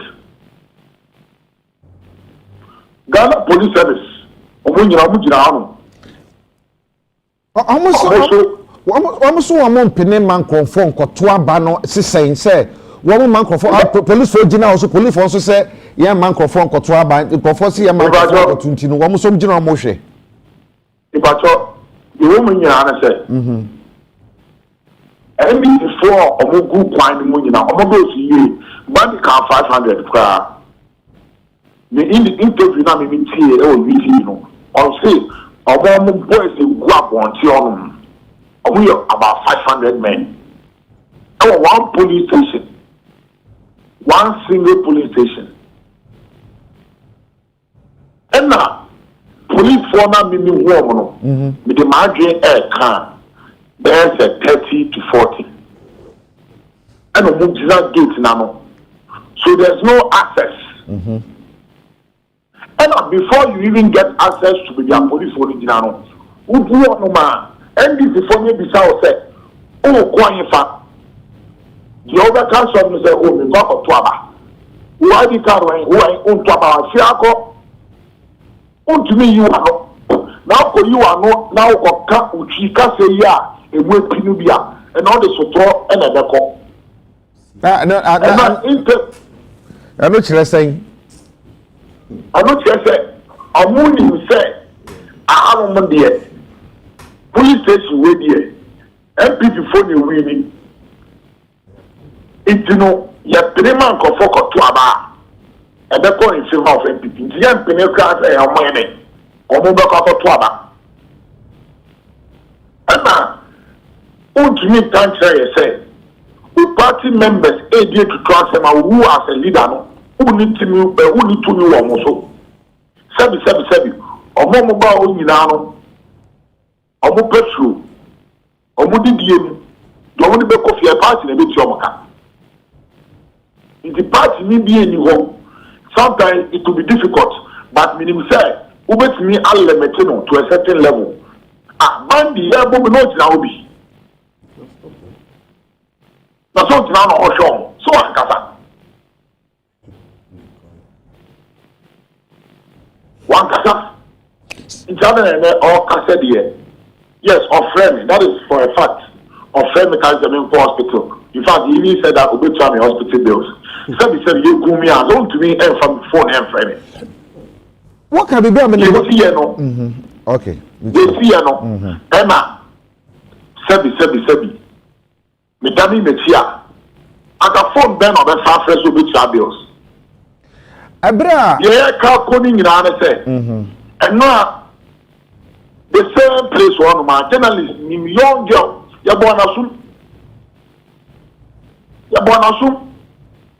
na ade ba ko ye me wawa pa a me pese me kama Ghana fo nyina nchi se enne akoye MPP otsene bia nkoye MPP ebe ya mu dia course enu ano maybe election sechi bebre the minimum say maintain one say eba and a month to question but not a course no dey and next time maintain one to baby oh why you to have a go oh ba I say I remember one the book I say and say that on me national officer many back police station also a national officer many party ono obi ono work freely and monitor say bibia korea yes see omo party e na me so me party peni me so ma ba hono ba ni interview no ye o see ono podcast say be free anko adenti na wo say ba me sa no ebia na oka say enye say ebia oka no sisu dia say the way na tension ye high wo ho ntino e no tuufu say ko ibajo tension bibi na tension ba nti na wo so say bibi say si enti na tension na ba me say wo say tension bi eni bebi asem bi eni bibia tutu asem mo plan ye omo ba so mo ba be ye uko Facebook omo deputy regional organizer Greater Accra what said omo plans was well calculated and omo deliver the and you MPP winning election and Ghana bill. What it means is that they appreciate Nyamane course, but they tell you also guarantee interview. Also, we so they see in our so. Let's say organizer. Also guarantee interview. Also so. Say they see sa na what say. Lord, you share the see ye. Me share the eto wo no a. Me de tutu the eto ekoso ayawa so west wo gon no a. At the same thing I said there, onipa ne da ho ne butu no na ye prepare no san ne man pepepe de ho wo ayawa so west wo gon. We a political figure, me nim say nya de a wenti na bebu aba mu say wo nya obeja wadwumaye obekoso aye. De kwei e de na ogidi say mo major two political parties mo ye say na be yo china bi ye kwoto aba bi atise de bi nkonko ba bi o. Yes, sir. I also wagon assembly and break the brain. I become I refer this particular incident now. And one kakra. They tell me one say. Sir, Usha, obi to say Iraq, Sam George. Na security for no area munu. Ono and not start saying all man for warning. Mo share video ni no cars ni twemu me ji tumu say e was some of saka no eno de e ade me I'll go against any day but me say so who could provoke obi I will lose attention and I'm bofu and I say oye bibi kra on pa wo ye peni one the blow was so e befa but when the answer go for no twem now mo wako now we call mo so in bremukra no say ya kokota you will waste the means the brand for no cabet me you with you but me I don't entertain it but I'm saying the say sincere na ye ka say unprovoked. Uno be a she, be so be a be a one punk kasai. Almost a one person the bubble. In Bamacho, when I was so dear, I have also dear a day before the main election. It took us say NDC constituency chairman fee ballots be cost war. Media one I'm reporting here. I'm a 2 o'clock kasai. That was the day before the election. I did see I'm also not got chance to do a few and a matching at the Abba. I am against it. It is not the best. It's so unfortunate. Me did say I want and then Ghana for Bufu MPP and a motor about ATIA. If the NDC air say, "O man Penny Mama, I will do O man Beninda." What you say? I do when I'm here, my Ghana for Bufu me, and then Ghana for some men some back. Also, calculate the same thing. And then Ghana for Monsempa.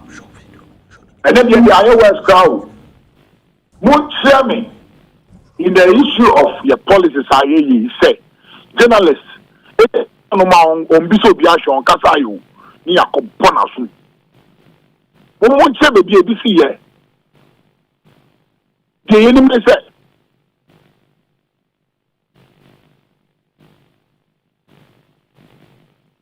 ya wachire a yenye amanyofo no momo sama bobeka no ne yebetie ne agina so de ato aba ekame ase oh na homa na teko ena kasa minim a network for no twetwetwe na bodidi ye credit no bogia amunyai aha twetwetwe ni nyina so na credit so sa na esana ye ne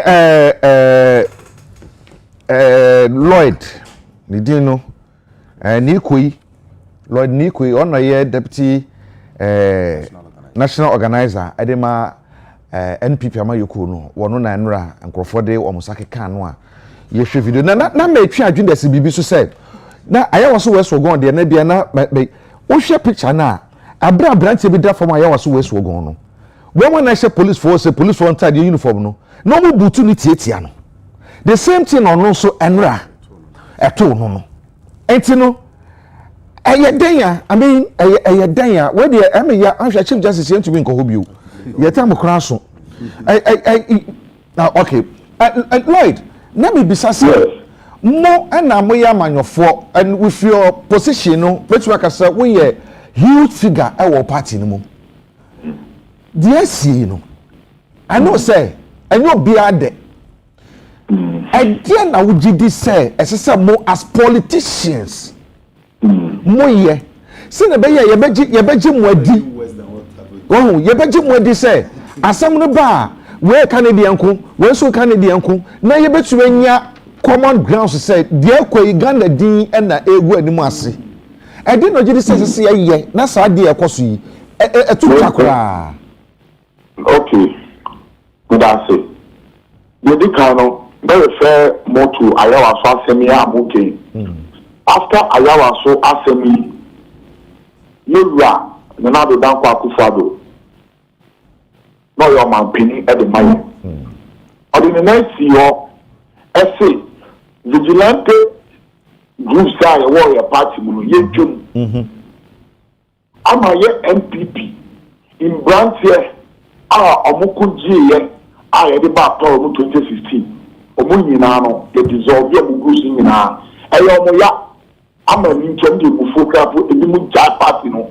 the brain up NDC because NDC for the Omodio one jump to and Omodio organize or vigilante. Vigilante for Omomo ya their own team control. Until I can first solution, and I say, at the MPP, you do your vigilante groups no, that NDC for so IB, Omodio Muso Munti. Inti na me ne wo kase obi sa me question obi se me answer me the man say vigilante ya na wo se eguru because so you use party members na say argument eba say you to yansa emboy ho Mustafa Bandi Musiana na say yenti en wase a eno nche se meto me nsa eno nche so me so meto ne nsa anade ka yentumi enye na so okolusu vigilante onu sa ucha ne kawo nti obeye dia adama na ewu se oye hiru anase odi esunkuni nti bedu bebi kra no mo MBC fo no o tumi control eno na etu a boys ni kita no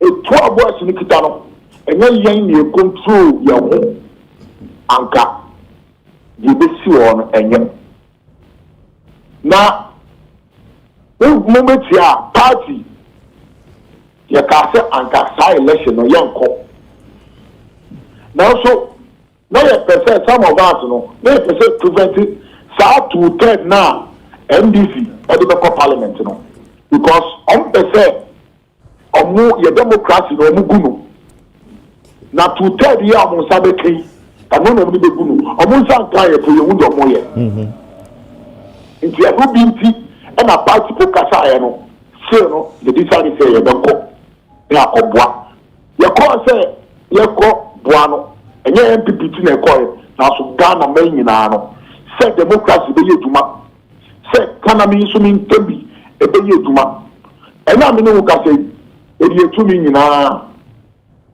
ama NDC sisi o mutima ya de omope ya bon pa ya say akotia ya ekoi na me ebe mani won so la pasa ama Ghana man that's it. Lord, the answer that's in no pay. You did say pemu ne be sign no wedding komo bi das papa. Yes say obe call Sabia no wakoshe ho. Otumi abon. Mate ene sebi de ntwekoti jam yonku a onye hwe. We say enu no enye hwe. Wo dia enye sakika kakra kakra. Worse than this. Where kakra? Mami for the emblem na what they na ke ye shift there but ye for 3 minutes ni ye fan I be respond to an national deputy organizer I respond to na we dem pesa me ka kira hefo no point ne say Mustafa Bande obetiba ka de openi bi asana say obeti hospital bills yi e na se bebre say wa show sa gesture no na se bio adanko da do strategy Bome netia hospital bills there. Yate. Uche beba let me pacho. Let the kasa no wan kase. Please. Oka uche ni kasa mo a o say o tumi kasa gbandi ne command wo mo say. Na nya de oka yo. Wo narrate na wo ma no. We sit back, deduce from it, then make a meaning out of what you're saying. When the that is what he said. Some maame no a red flag or a person of interest. It's in justification to the beating of maame say she's a person of interest. And per the analysis given by the security experts, were a red flag, right? So the gentleman went in there to remove her from the premises. Let's say that. Oh, honorable, maybe go back to what you said. The American said, Emra Makachero said, and Yana in future, no. So now you can Emra will not be the last elections. In future, no. One say Kwabena, parliamentary candidate Ukra Yatu Sabano, and met about the UF free polling station. Because they believe, sir, we are a red flag. Is that what we want to do? The sir, o can say na o my abakwa say okay. Ene wa fa me ngwa bom toto. Papa. Ochina. Abafa na Canada bokeshi. So na o pa kire. Esa na me pa kire. Dem bisa. Mrs. Emran say. Emran wo e wo bra. Say ya ni Emran so. They make you say Jacob Mr. Mrs. Emran me ka kire wo Emran no. Say Emran na ma ho kwan say.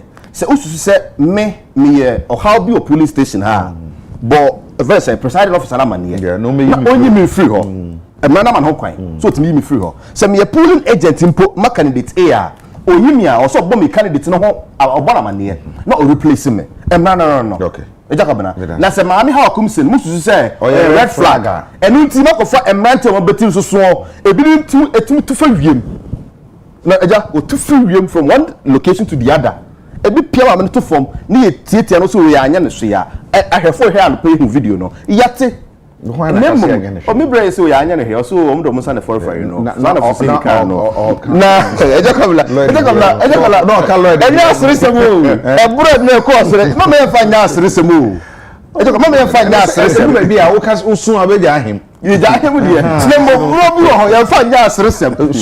Esu bi aye. Esu bi oye nyasu. Me da kwabena eyiri wo me say bi yiri wu da de. Na yiri wo de ya kwabena. Adisa da bo be da ba ware. Eti bi da me ka tra for the power. Ye nuanum NDC for se omambo yen. Omo do mo nsa na for ye ho. Yate maybe omo ye fi omo ho good word omo nya no.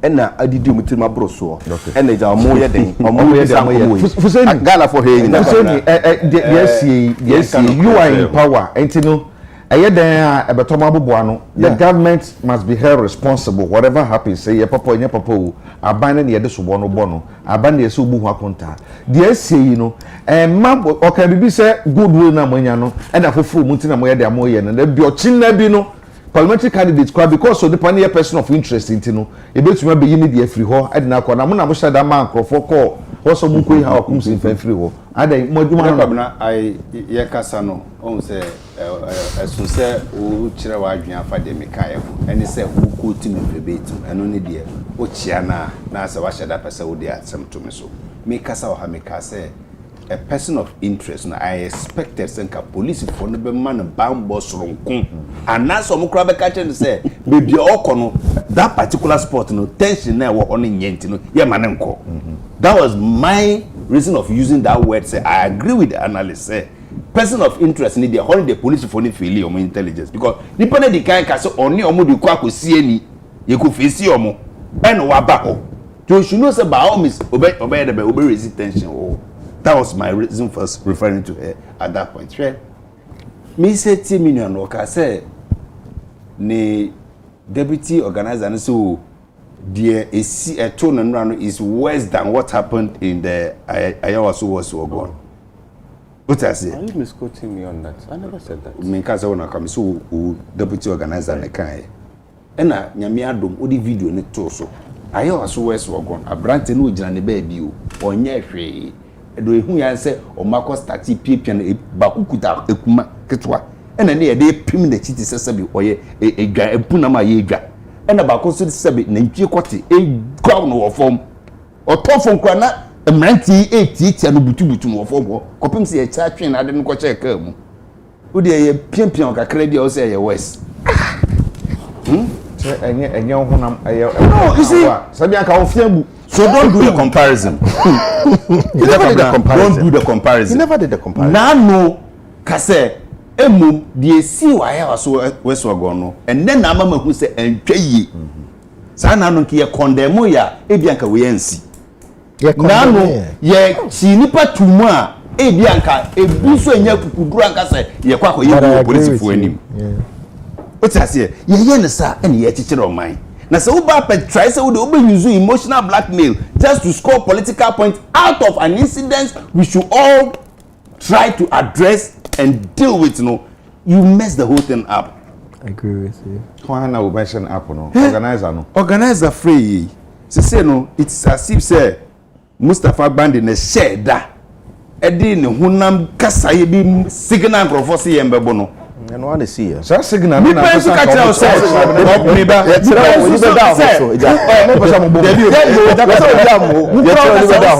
Uko catch the police for say omon fra Mustafa Maw.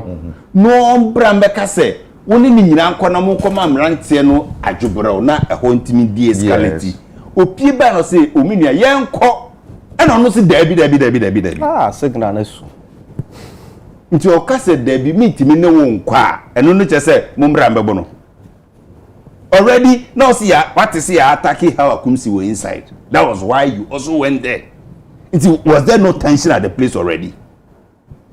You see, here, no credit a back Agya Kwabena. Yamin child, the police near Sabi Uyin in Sakura Ball, journalist Nasum, and I mean, Lucas, police for interdicting. Yeah. What you say? My who said, yes, will be so Sakura journalist be assumed. I didn't see that one. Oh, I saw a video with some guys talking and somebody pushing a journalist. I saw that one. I don't even know where that person came from. Up to now, journalists the reason because she was just shaking. If you saw the video, you see that the lady was visibly shaking. Say, I can't be piano. I saw that one. But say, when who say, I'm writing be a couple journalists be so journalists born na suma ne kana no too. police inspector mu divisional commander kura ko boss tro ne ya che no. So let's not over dramatize issues too. But then yan kan of where he should admit say they have leadership crisis in the MPP now. Why are you blaming admit the it and deal with it because you are part of all this confusion. How can a party say nobody should go there? No, then individuals decide to go there. Why were they going there to? Stop confusion. The blame. What is the shit? Why are you blaming them?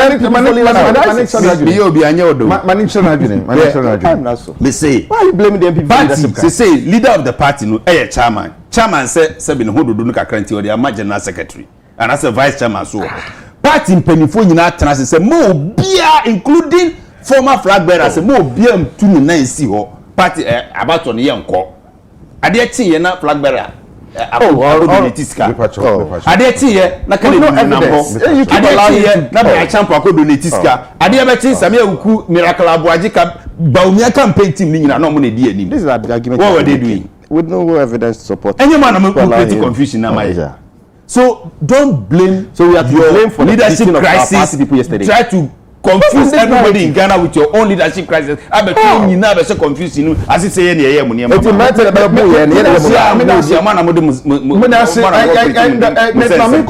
Dr. Ampedusu na mi ma ya so na ye sorry. Doctor, I can say ade no enyai Ojai whoever Jai the honorable KD Jai the honorable KD asemi na je for waka e be pa we share the political game they say oh my Ghana e dey ma MPP ni these are the two dominant parties while share say na me kwa be din pa say e be a third force with me abe busy and within these two political parties no say ya you me Ghana for the omure nyina kwhye NDC for we have given them overwhelming my president overwhelming vote I be crazy that two parliament so why and also say overwhelming now na mestre pa president Mahama they say an opportunity say on account to reset Ghana also say economically or reset Ghana ye modern bar omo ebo politically so between NDC ni MPP no e be say on reset Ghana because say two political parties as you dwenu temu they say wo hwe ne a wa okan pa ye dia ye mia wo chena wo su benya wo this no the two dominant political parties be bu o my Ghana ya e dey bia ya hwe yi a and gwase e mebre ye ti mo fo no e ti mo e dey power ma o say mo ma me fa Ghana na mo e ho mo aye ne mu Ghana e ko kan this ne just 19 polling stations 19 and the whole constituency and not the whole constituency na ye hu ni a ye hu and gwase sam say it means all is on well for Ghana the best say president say we one agenda or set Ghana o manani enko hu we Christo din na Christo ni the expect say or my can original or my nasumdwe or my nkabom pepe ya or dom mapa e do e ho and it a building nation you to nka say e be $1 and na ko say ana say e be economy na ko say na so nipa no wo mu tibie mu che say ni tan or tan minyawa meku ni small election say ye tumi ye ni a ye ya and you say all is well with Ghana and then say president say omo na ni nko ho so na fe omo my Ghana because say ni ehia no say ya nya san kabom ni a ne say ochira o me fi aban mu a ne san be si no e be asem kesi ya so mpa ya hwe de akwa nyina no aya na me ameka say nipa na eye sa ne ma na kasa kora no one nkura party position bi ha both sides the one more say say sa ntade a omo ko buru nkrofo wa ya waso yi omo nye party executives womo so ekwa de esi ye no so omo nye party executives by yes you can say we are under rule of law until that rule no and as a law na e rule ye no and only there when you be na as I be mama se mama yansa na say legally no and I say emra kwan mu no I did not give this say ye say na be ya there because baby I ka ko no say be jai pa there bedding eja and some no uteni ya yana toda me pesa me ne ma na kwache ubisa won say omaya yewo ska koko ne ye senior nobody should be poor in Ghana the internet ukika kwa now here from slavery to colonization it's all because of internal disunity it's all because fan fanka inti sebi eleko go de anko corner but sebi o empanyifo here nim ka che say nka fan fanka enchese nka baby for me fankodi now so ya tena ha free 16 say 1469 or say 1649 or ama bibia ye wo bia sebi eye ade a mudro bia no ankoye ethnica ebeye religious say you know we've curated all of that in party machinery